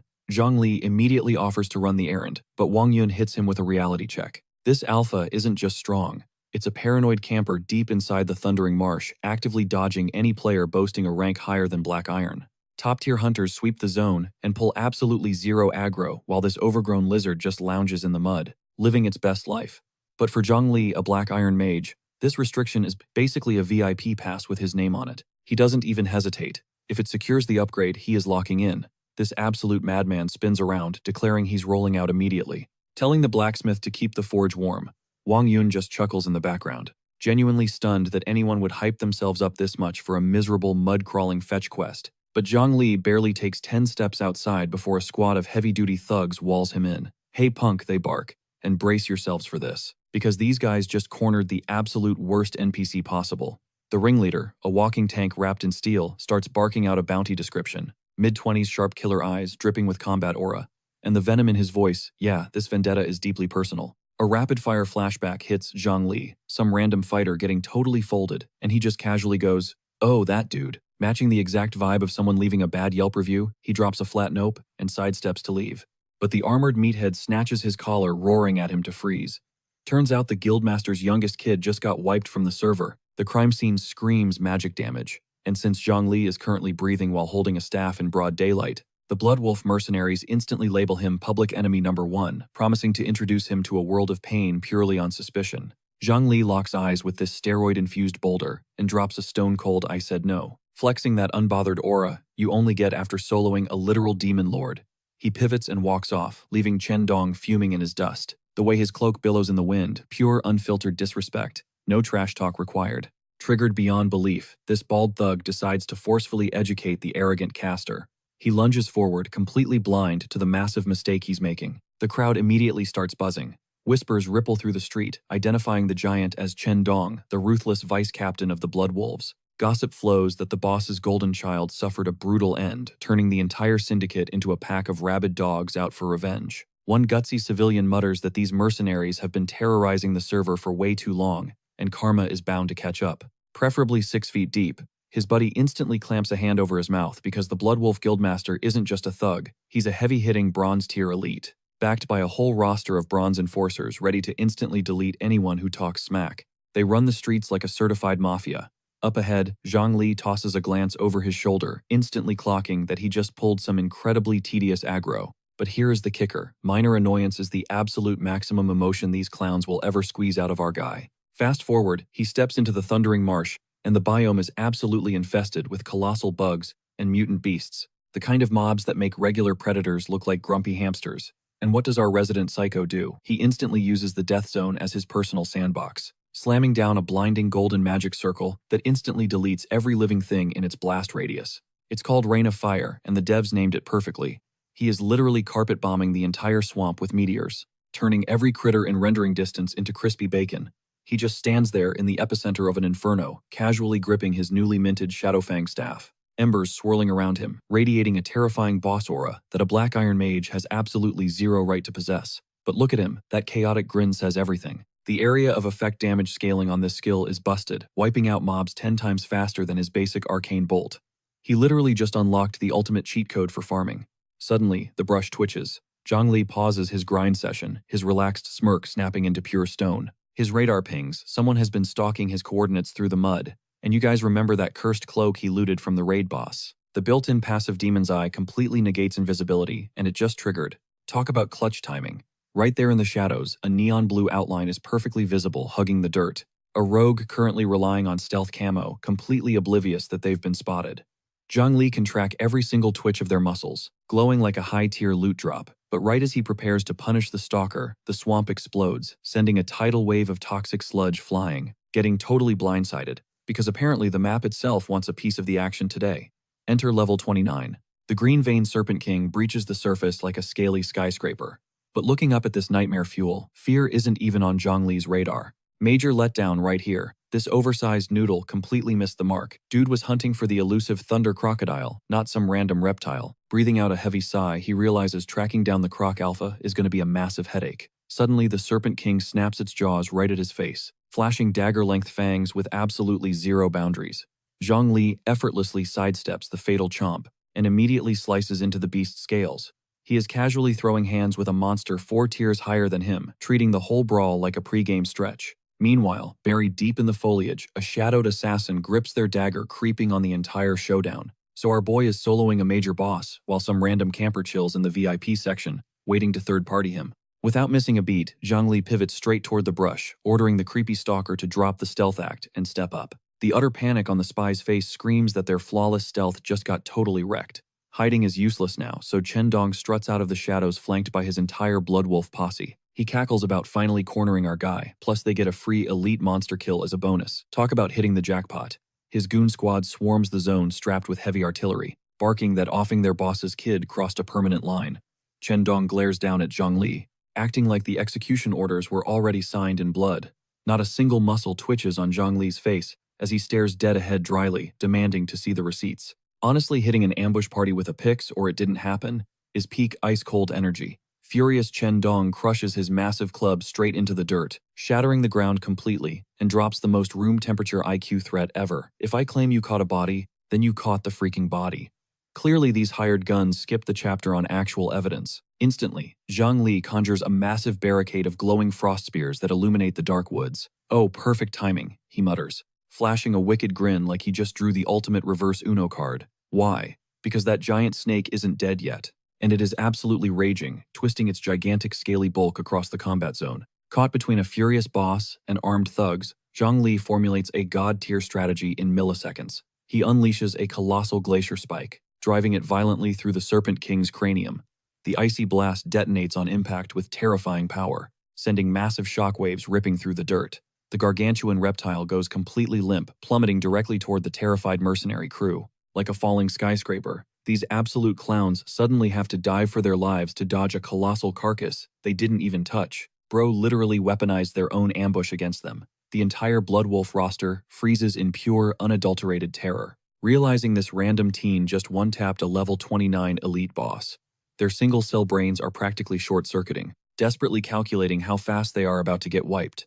Right on cue, Zhang Li pivots toward them, coat snapping wildly in the wind, and nonchalantly admits that, yeah, he absolutely packed up their boss's kid. He spits out the confession, like tossing yesterday's trash. The color instantly drains from every single mercenary's face. As the brutal truth sets in, they rolled up acting like apex predators, only to realize they just trapped themselves inside a blender. A raging vortex of crimson flames erupts around Zhang Li, his eyes burning straight through the smoke. He coldly informs them that sadly, they are taking this little secret straight to the grave since corpses can't snitch. Our guy is gearing up to permanently downsize the Bloodwolf payroll. Channeling a molten sphere, the size of a compact SUV, Zhang Li hurls it deep into the enemy ranks. With zero hesitation, the forest immediately morphs into an absolute crematorium as the blast incinerates everything it touches. One unfortunate thug becomes a human torch screeching in pure agony. Turns out fancy metal plates are entirely useless. When your opponent literally microwaves the oxygen, Chen Dong's arrogant smirk melts into sheer dread, howling that they are facing total annihilation. Honestly, my guy figured that out way too late. Panicking, the leftover goons finally make a smart play, slamming their knees into the dirt and pleading for mercy. They try bartering with cash, legendary loot, literally anything to keep breathing. Chen Dong collapses, looking absolutely nauseous. Not only did this teenager vaporize his elite team, he proudly admitted to catching the VIP target. Now the mercenary captain's mind is spiraling, torn between saving his own skin and knowing his boss desperately needs this intel. But Zhang Li shuts down the pity party immediately. Spotting their high-tier weapons, he smoothly questions where they looted such premium hardware. Cue these absolute morons spilling their guts, like they are trying to score a reduced sentence. They actually flex about abducting silver-tier adventurers and extorting their relatives for crazy cash. One bald bozo simply cannot shut his trap. He openly brags about slaughtering a dude who fought back, stripping his bronze plates, and gleefully mentions how gorgeous the victim's pregnant wife was. The utter psychopath is literally smiling while explaining that she chose suicide rather than surrendering to them. Hearing this, Zhang Li simply whispers, "Is that so?" Radiating a killing intent so icy it practically flash freezes the entire swamp. He locks eyes with the doomed squad and delivers the ultimate death sentence. "You all deserve to die. Honestly, most valid team wipe in Manhwa history I've ever seen in this entire series, period."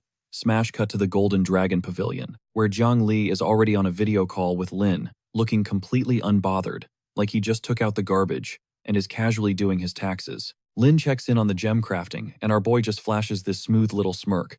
Going great, he lies, zeroing in on his actual agenda. He drops the bomb. He needs a deep dive on the Bloodwolf mercenaries. The sheer audacity to ask so politely, while literally standing in the middle of a slaughterhouse, is absolute menace behavior. The camera slowly pans out, revealing this absolute madman chatting on FaceTime, while surrounded by knocked-out Bloodwolf goons scattered across the dirt, like tossed-aside plastic toys. When he casually asks Lin to expedite his request, the poor guy practically gags on his own breath. That crew's name rings a massive bell. The pure, unadulterated dread washing over Lin's face screams everything you need to know about the Bloodwolves' terrifying street cred. Snapping back to reality, he orders Zhang Li to sit tight while he deploys his contacts. Say what you want, but Lin is a top-tier pro, and pros always deliver. Lin practically begs him not to do anything reckless. Zhang Li, he just shrugs and drops that he got jumped in the wild and already wiped the floor with them, treating a life-or-death ambush like a slightly annoying grocery run.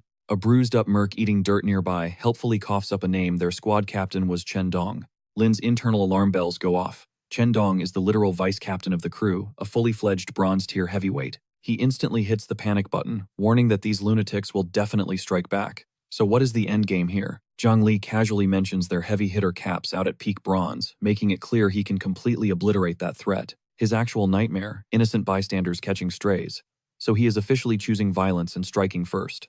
Lin is totally fanboying over this, hyping Zhang Li up as an absolute legend of loyalty and justice. Then he starts spilling the tea, dumping every single file he has on the Bloodwolves. Seriously, this chubby dude is basically the CIA wearing a cute little bow tie. The gang boasts 6 bronze-tier killers, while the grunts all scale above black iron. As for Chen Dong, he was specifically dispatched to figure out who absolutely wrecked the boss's youngest kid. Lin straight up admits that tanking that many bronze elites simultaneously would be a brutal nightmare even for our overpowered MC. The final boss of this crew, a dude named Li Xiaotian. Lock that name into your brain right now because he is going to matter big time. Li Xiaotian is a level 39 Greystone Knight running a pure tank build, and Lin makes it crystal clear trying to out-endure this human meat shield is a guaranteed game over. The guy is essentially a maxed-out raid boss packing an infinite HP bar. Lin reveals the wolves are currently camped deep in the mountains, promising Zhang Li a solid window to gear up. But our boy instantly zeroes in. Why are they out there? Turns out somebody hired them, the Wang family. Zhang Li practically short-circuits. He instantly recognizes them as one of the elite 4 Wang dynasties ruling Jincheng. Lin quickly talks him off the ledge. It is strictly a freelance gig, not some deep-rooted blood pact. The Wang family's oldest heir just awakened as a star beast master, and they are blowing absurd amounts of cash funding merc squads to hunt down Earth Dragon eggs for his starter pack. This right here is where Lin upgrades from sketchy data broker to a true day-one homie. He completely volunteers to back Zhang Li's play against the wolves, dragging him back to the pavilion to get totally decked out. Zhang Li locks in without a second thought. They march straight into the Golden Dragon Pavilion's fusion chamber, and the vibes are pure endgame territory. A colossal stone wizard statue dominates the center of a blindingly neon ritual circle. Lin breaks down the meta skill slots are highly capped, meaning trash-tier spells eventually become useless. To fix that, the pavilion engineered this exact chamber, allowing mages to smash existing spells together to birth something entirely new. It is literally a secret crafting tree nobody bothered to teach Zhang Li until right this second. There is a major catch, though. You only get one shot. Fused skills are locked forever, so you better not mess up the build. Lin tosses him the fusion manual, asking if he is a first-timer. Obviously, he is considering this absolute unit has been relying on pure, unadulterated muscle up to this point. Zhang Li opts to test the waters with the basics, aggressively shoving his D-tier fireball and D-tier arc magic straight into the glowing circle. The system registers both inputs, instantly functioning exactly like a vending machine built for pure violence. Boom. Out pops a completely fresh D-tier skill, lightning ball practically screaming with volatile purple electricity. Standing dead center in the magical array, looking like a kid unlocking the ultimate cheat code, Jiang Li realizes the output. Hits exactly like firing both spells simultaneously. The absolute game changer. It only burns a single skill slot instead of two. The maniacal grin stretching across his face says it all. He gives Lin a massive shout out for the upgrade, and the leaks immediately offering to cover the tab. After dropping off his latest haul of gear, Lin pauses, hinting that they have one final piece of business to hash out. Here is the catch. Embedding a gold-tier gem is straight-up high-stakes gambling. Even a legend like Master Wang cannot promise it will not blow up in their faces. Snagging the fangs from the Thunder Crocodile leader would skyrocket those odds, but that specific swamp boss has been ducking everyone like it owes them rent. Lin just chuckles completely. One step ahead right as a gorgeous attendant strolls in, gripping a mysterious, pulsating purple artifact. Pause the video right here, guys, because the artist absolutely cooked with this girl's design. She is literally built to break the internet. Honestly, my heart is racing. But back to the plot. That glowing item is ultra-rare chum, specifically crafted to drag our reptilian coward out from the mud. Master Wang originally tasked Lin with tracking this down, but since the old man already evolved into the gold tier, the beast would instantly sniff out his aura and dip. That leaves the perfect window for Jiang Li to step up to the plate. Utterly hyped, Jiang Li declares the guy an absolute legend. Lin then breaks down the math, proving that the Blood Wolf drops our boy just traded in easily pays for the whole operation with massive stacks of cash to spare, meaning our chaotic protagonist is literally getting rich, off the exact same haters who tried to jump him earlier. Lin hits him with a solid good luck, while Jiang Li tightly clutches the lure. Raw violet electricity crackles across his knuckles, and a wicked feral grin spreads across his face. He has not been this pumped in ages. Our guy has a brutal hit list, and he is about to cross off the ultimate prize. Cut straight back to the murky depths of the Thunder Marsh. Jiang Li chucks the glowing trap into the sludge, and casually slaughters the local mobs, just killing time until the main event arrives. Suddenly, the murky depths begin boiling over, sparking with erratic, lethal currents. A colossal shadow shifts beneath the surface. Instantly, a blinding pillar of raw lightning rips upward, violently tearing the sky in half. Whoever swallowed that trap is absolutely furious about the rude awakening. Yet staring down certain death, Jiang Li's eyes practically glow with euphoria. The wait is officially over. Towering above the muck stands the apex predator, the level 33 Thunder Crocodile leader. This absolute unit bursts from the wetlands, a terrifying blend of armored scales and pure atmospheric wrath. Jiang Li smirks, mocking the sneaky reptile. For playing hide-and-seek so well, he spins his weapon into a battle stance. The raid has begun. The monster rockets forward, snapping jaws massive enough to crush a heavy-duty truck, but our protagonist does not flinch, parrying the strike perfectly with his Shadow Fang staff. The weapon flares with intense violet light as he goes toe-to-toe with a walking natural disaster, instantly triggering his light body technique. He vanishes into a blur of speed, vaulting high over the behemoth's spine, as if physics simply stopped applying to him. He slams his staff downward with such crushing momentum that a seasoned Iron-tier fighter would get flattened trying to tank it. The brutal collision blasts craters through the muddy terrain.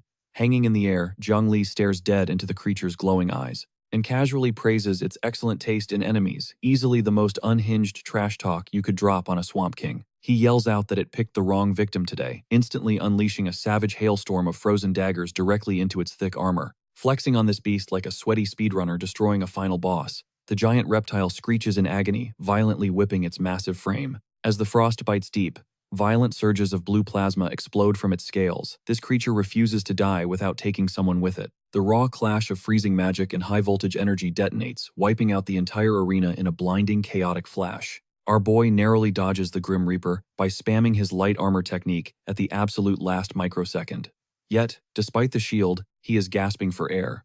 A sneaky, electrified tail whip nearly deleted his entire health bar from a massive blind spot. Shaking it off, he announces, "Playtime is over." Twin gargantuan spears of frost materialize, swirling around his body in a lethal blizzard. He aggressively fires both directly at the monster's skull.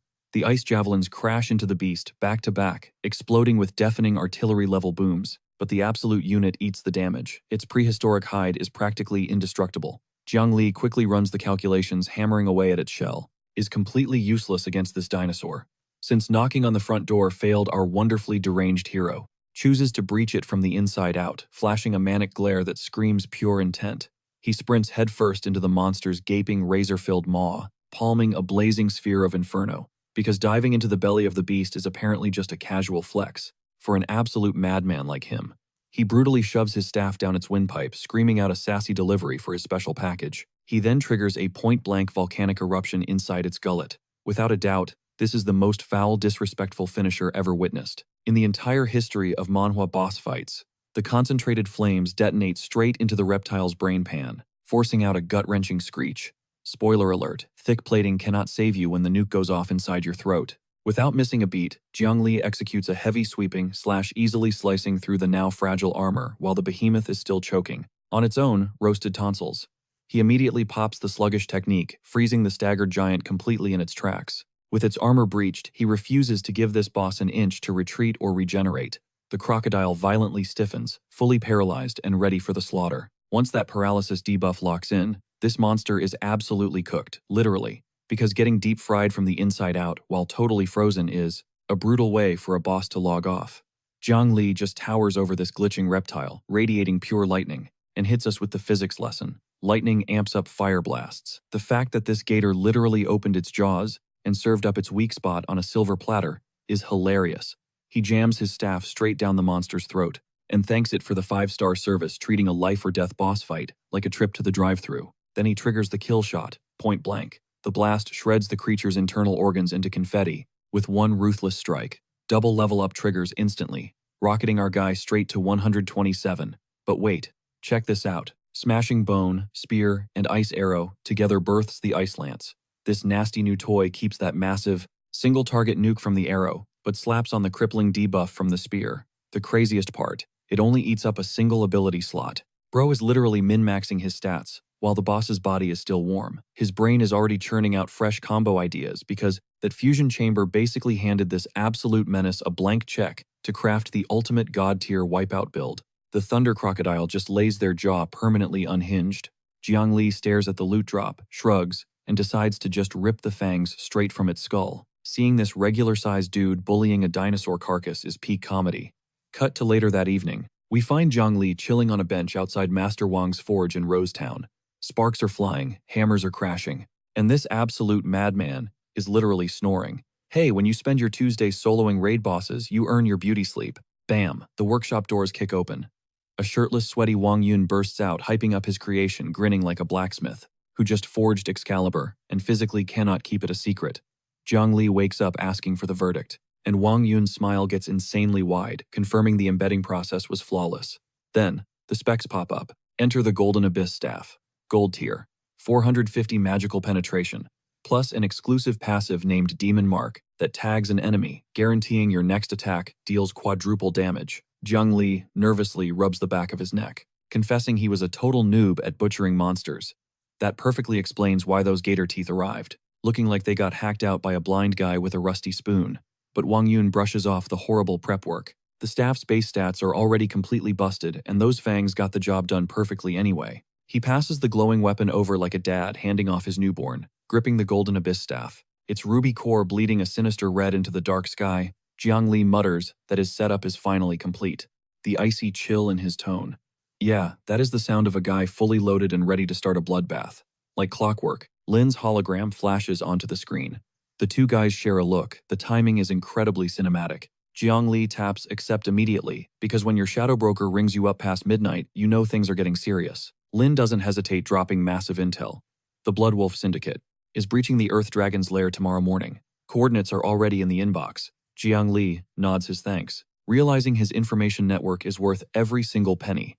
His pupils narrow into absolute daggers as he whispers, "It is time to permanently retire the Bloodwolf crew." And that expression right there is the exact look of a dude who spent 24 hours grinding for gear just to permanently erase an entire guild from the server. Imagine being a Bloodwolf right now. Big yikes. Let's shift gears to the Bloodwolf forward operating base, out in the Blackstone Mountains, where a scout just dropped a total bombshell of awful news. The guy absorbing this disaster is none other than the guildmaster Li Zhaochen. Bro is dripped out in heavy red armor, but his face looks like he just saw the Grim Reaper. His right-hand man, Jiangze, spells it out. The third boss radioed in that he tracked down Zhao Kong's killer, engaged the target, and then flatlined. Turns out the culprit is just some rookie spellcaster. Li Xiaochen's expression instantly sours, and he starts snarling, furious that a low-level magic user has the audacity to flex on his elite squad. You can see the pure venom in his stare. Bruh, just lost 2 lieutenants to a literal random. But wait, here is the plot twist. Because instead of throwing a tantrum and rushing out for a revenge arc, like a standard NPC villain, he hits the brakes. He declares that securing his silver rank promotion takes priority and his vendetta goes on the back burner. It is incredibly ruthless, sure, but honestly, it is the first big brain move we have seen from an antagonist in this entire series. He screams for a full guild mobilization, and instantly armored boots are stomping through the dirt. When the boss barks an order, his soldiers do not hesitate. The Bloodwolf army is gearing up for war. They deploy an entire battalion of geared-up mercs itching for a bloodbath. Naturally, this is the exact military-grade meat grinder Zhang Li is about to stroll right into. Completely solo, like an absolute unit. The heavy formation pushes through the canyon, with Xiaotian leading the charge. Honestly, this flex would be terrifying if we did not already know the Grim Reaper was breathing down their necks. Speak of the devil, our boy is already stalking them from the canopy. He moves like an apex predator, zeroing in on a flock of clueless sheep. Zhang Li hugs the bark, scoping out the massive convoy rolling by, locking eyes on Li Xiaotian to confirm the target. Because our guy is actually doing thorough recon, before wiping a whole syndicate off the map. Meanwhile, Xiaotian kicks off his cinematic villain monologue, gassing up his boys for all their blood and sweat, hyping the fact they finally pinpointed the Earth Dragon Den. Time to bust the vault wide open. This absolute clown has zero clue he is currently hyping up a walking graveyard. He swears on his life that once he hits silver rank, he will personally butcher whoever clapped his men. A phenomenally bold flex to drop, when the exact guy who did it is chilling 30 feet away. Xiaotian dials the anime antagonist vibes to 11, promising to make their attackers endure absolute torture, swearing he will always protect his ride-or-die brothers. And look, the speech actually goes incredibly hard. Assuming you ignore the tiny detail that his words expire in exactly 20 minutes, the entire platoon gobbles it up, screaming for their boss with weapons raised. They genuinely believe they are marching toward glory, instead of walking directly into a woodchipper named Zhang Li. Lurking in the shadows, our protagonist finalizes the ultimate galaxy brain play. Shadow their movements, let them tank the Earth Dragon boss fight, and once they are clinging to 1 HP, wipe the lobby. That is not just tactics, that is aggressive financial planning. The Bloodwolves breach the cavern and immediately lock eyes, with an absolute unit of a beast that makes the Thunder Crocodile look like a golden retriever. This titan is gargantuan, plated in pitch-black obsidian armor, sporting demonic crimson eyes. And Xiaotian actually has the nerve to label it intimidating, which is easily the wildest understatement of the century. The boss screams to attack, and the entire mercenary syndicate swarms the beast like a flawless MMO raid party. Hate on them all, you want their synergy is elite. But the Earth Dragon responds by bulldozing through their front line, like a runaway train plowing through cardboard. Instantly, all that swagger from 5 seconds ago completely vanishes. A random grunt catches a lethal tail whip, and the crunching sound alone proves the lethal difficulty spike is totally legit. The backline spellcasters dump their entire monobars, nuking the dragon skull with blistering fireballs, while the vanguard desperately holds the aggro. Got to hand it to them, this crew possesses genuine combat mechanics. A rogue-class killer sprints in under the radar, wielding a neon blue dagger hunting for a blind spot on the beast flanks. He drops a blistering combo of strikes so violently fast the steel leaves neon afterimages grinding against the reptilian armor, with absolute maximum effort.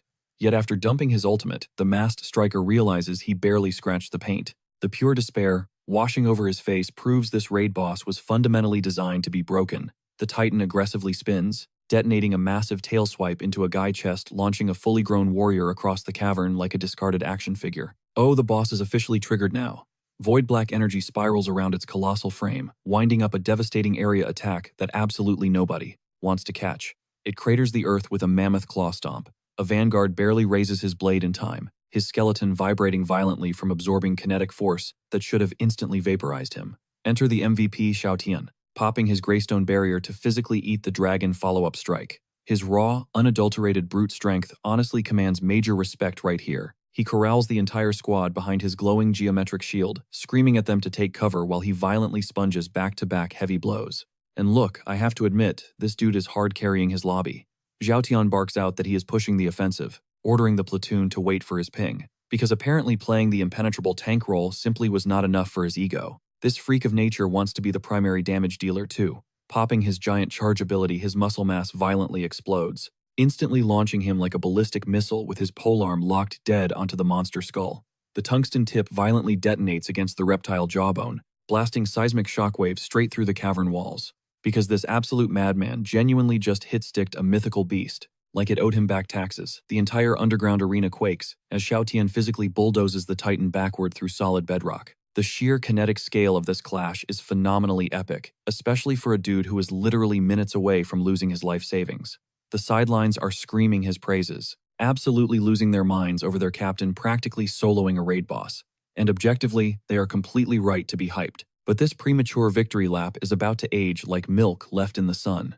Xiaotian screams at his squad to stop admiring the view and focus their firepower on the optical nerves. Because even while brawling a prehistoric titan, this man physically cannot stop micromanaging his coworkers. That massive crimson eye eats up the entire screen, and trust me, this beast is not terrified in the slightest. It is absolutely livid. And the Blood Wolves are about to find out exactly what goes down when you poke an elite raid boss right in its soft spot. Glowing spell circles pop off everywhere as the casters and the serpent just start throwing hands, sending violet shockwaves and arcane missiles crashing into each other mid-flight, sparking a neon fireworks display bright enough to blind an entire arena. The Wyram tags Yao Chen with a flawless strike, launching him sliding across the dirt. His heavy plating splinters from the insane force, proving this monster is totally done playing games, while Xiaoxin gets absolutely yeeted into the cavern rock. And for the very first time, the dude actually looks rattled, barely keeping a grip on his heavy blade. He yells at his squad to keep the pressure up, knowing that if they slack off for even 1 second, this scaly nightmare is going to completely wipe their team. You can hear the pure panic in his throat. But right at that moment, the ceiling of the cavern glows a deep amber as literal blazing meteors start dropping from the roof. That is definitely not friendly fire from the mercenary casters. Xiaoxin loses his mind shouting about who triggered the blaze right before reality smacks him in the face. Ambush incoming Jiang Li drops from the shadows, dripping in pure magma like a walking tactical nuke, casually throwing shade that these mercs have some decent coordination. But it is a massive bummer because every single one of them is getting packed up today. And there he stands, our absolute goat. Jiang Li flexing that glowing silver hair against a backdrop of pure destruction, giving off ultimate raid boss energy that literally nobody in this dungeon was ready to handle. He announces a 0% survival rate and dives straight into the meat grinder with his weapon sparking, because this absolute menace perfectly timed his third-party crash for when the squad was running on 1% health from fighting a monster. The level of disrespect is simply unmatched. A frozen spear tears across the zone like a heat-seeking rocket, zeroing in right on the mercenary backline. Some random grunt shoots a bolt at our guy, and it literally deflects off his barrier technique like tossing a spitball at a titanium vault. Bro did not even blink. The surviving fighters panic and pivot toward him, screeching about how some random kid had the audacity to jump their crew. But the absolute terror in their tone exposes the truth: they know they are completely cooked.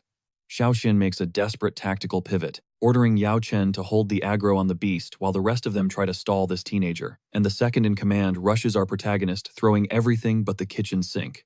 Zhang Zhao channels pure crash-out energy, swinging his sword wildly, yet Jiang Li just brushes off every single slash, like he is casually flicking dust off his shoulder. Our boy steps into his personal space and lands a counter so crispy that the dude's whole frame folds from the shockwave.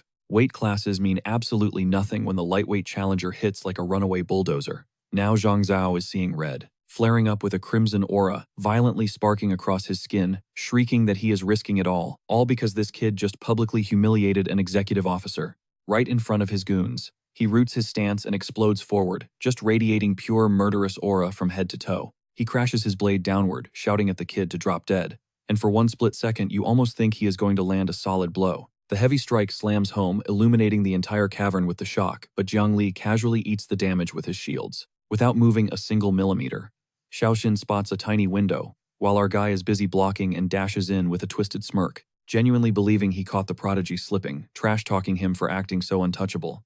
He signals the whole squad to jump him, since spamming numbers is literally the only strategy these frauds have left. But the grunts attempting to form up are practically shaking in their boots, since the insane cast speed and massive aura leaking off this teenager straight up break the laws of physics for a rookie sorcerer. Jiang Li just chills in the eye of the storm, boxed in by bruised-up thugs, and coldly drops the hardest line, saying they do not even need his name. They only need to memorize one simple fact. He is the Grim Reaper clocking them out, and he casually delivers that flex while blasting freezing artillery in a 360-degree radius, like a literal force of nature. Combining that icy dialogue with those insane graphics easily makes this his most cold-blooded moment in the series. A frozen javelin tags Yao Chen square in the chest, and the hulking tank physically staggers while his crew yells for their boss. Taking a hit from the blind spot, Yao Chen gets his wrist guard clipped by a glacier shard, and the sheer disbelief on his face is pure gold, as his heavy defense just shattered from an attack that some low-level caster should not even have the stats for. Our protagonist mocks him about holding the so-called Greystone Knight title, heavily hyped up for his impenetrable defense. And the fact that he dropped his exact gamertag proves this kid studied the meta before pulling up to completely wipe his account. The gears finally click in Xiaoxin's brain. This teenager tracked them, bypassed their shields, and is undeniably the exact same prodigy, who flatlined Xiaoyang and Chendong. The reality check drops like a brick, turning a random gank into a straight-up revenge match. Xiaoxin loudly announces that since the kid basically gift-wrapped himself to them, they are wiping the slate clean and ending this blood feud right now. Dude literally sounds entirely convinced he is going to win, which is honestly hilarious considering he is getting completely washed right now. Zhang Li matches his vibe perfectly, tells the guy they are on the exact same wavelength, and ignites a massive glowing runic circle right beneath his boots that makes the entire battlefield pulse toxic emerald. Without warning, the solid rock beneath the Bloodwolf squad melts into a sludgy, bubbling bog, and they are instantly waist-deep in the muck, absolutely panicking until Zhao Tian clicks the pieces together and screams out swamp technique. Zhang Li hits them with a cold smirk, promising the show just started, before manifesting a sparking sphere of electricity, packing enough raw voltage to power a massive metropolis. Because this absolute madman is out here weaving dual incantations like a producer, dropping bass tracks, Zhao Tian is practically short-circuiting trying to process this, losing his mind yelling that dual casting is straight up impossible, while his lackey screeches that the plasma sphere is reaching critical mass. Take one wild guess who is currently marinating in a giant puddle of highly conductive mud. Zhao Tian spits some trash talk about cheap parlor tricks and plants his feet to tank the hit, since his massive ego physically restricts him from backing down against a dude sitting half his level. The thunderbolt goes nuclear directly on his skull, and his defensive barrier explodes like cheap glass hitting concrete. That nasty cocktail of marsh fluid and raw voltage stacked the damage modifiers way past his armor threshold. Zhang Zai catches the shockwave full force, locking up completely, as pure plasma shreds through his gear, and one agonizing shriek, later the second in command, is officially logged out. Zhao Tian stumbles through the smoke and sparks, growling about how the Dragon Raid already tanked his stamina, and this random kid is leeching his final drops of mana. 0 options left, he finally hits the panic button. Triggering absolute defense, he summons a gargantuan boulder fortress that violently breaches the earth, like a newborn volcano with jagged ice and granite fusing together to lock him inside an unbreakable vault. The earthen dome snaps shut, and we are talking colossal scale here, a literal one-man bunker designed for cowering. While the apocalypse rages outside, squatting in the dark, Zhao Tian runs the math, betting everything that Zhang Li is currently running on empty. Plus, this bunker stance passively regenerates health, meaning if he just turtles up and stalls, he can pop Giant Descent and wipe the floor with him. Big brain play for a guy on his last legs. Outside the rock tomb, Zhang Li just chills and roasts Zhao Tian for playing the cowardly turtle strategy, because the supposedly terrifying alpha of the Blood Wolves is deadass camping inside a pebble, praying his problems magically vanish. A wicked grin slides onto Zhang Li's face as he casually drops the bomb, that he saved this exact combo for this specific second. He pops Demon Mark straight from his Golden Abyss staff. You guys remember this broken passive, right? Quadruple damage multiplier on the very next cast. This right here is exactly why he min-maxed this build. He levels the weapon directly at the granite dome, blasting a singular hyper-focused laser straight into the impenetrable defense, because pure thickness means literally nothing. When your magic penetration stat sits at 450 and your damage is multiplied by 4, the holy beam vaporizes the granite, like wet tissue paper, and the resulting shockwave blinds the entire underground cavern. Boom. And just like that, the Bloodwolf mercenary squad gets permanently banned from the server. Are we witnessing the most savage solo wipe in Manhwa history? Honestly, it might be the top contender. Flash forward a couple days, we are chilling in Rosetown at the Jinlongbo Pavilion, where Lin is giving Zhang Li the post-battle debrief. Search parties found the Bloodwolf clan completely liquidated inside the Earth Dragon Cave. Street chatter mentions a mysterious spellcaster rocking a dark cloak, and Lin hits him with a reality check that he is about to trend globally. She guarantees his real face stayed hidden, but considering how many locals the wolves bullied, half the continent wants to throw a parade for the guy who permanently logged them out. Oh, and the internet already crowned him with a title, Black Mage. That is his official street cred now. Zhang Li just glares at the headline, having an existential crisis, realizing his little stealth mission just made him a certified icon. He drops a heavy sigh, praying this clout does not drag him into more drama. But Lin just giggles at his delusion. They both know main character syndrome does not have a mute button, and right on cue, the doors get kicked open. 2 absolute stunners stride into the room instantly, demanding Zhang Li join their squad for the upcoming professional trial competition. Give me a sec, guys, because the purple-haired queen in the white fit is actively destroying my ability. to function normally. The studio animated her proportions with pure, lethal intent, and the fiery orange-haired girl screaming about calling dibs first is just adding fuel to the fire. Our boy Zhang Li is trapped between two titans, while the ginger aggressively interrogates him about his history with the purple-haired girl. Meanwhile, this clueless dude is sweating bullets, giggling awkwardly, while two certified baddies are ready to throw hands over who gets to be his duo. Our Zero Riz protagonist is completely malfunctioning right now, and frankly, same bro. He nervously scratches his head, muttering that catching heat is basically his destiny at this point. Facts, because the Black Mage literally transformed from a lone wolf carry to the most exclusive draft pick on the server, and the official tournament has not even dropped yet.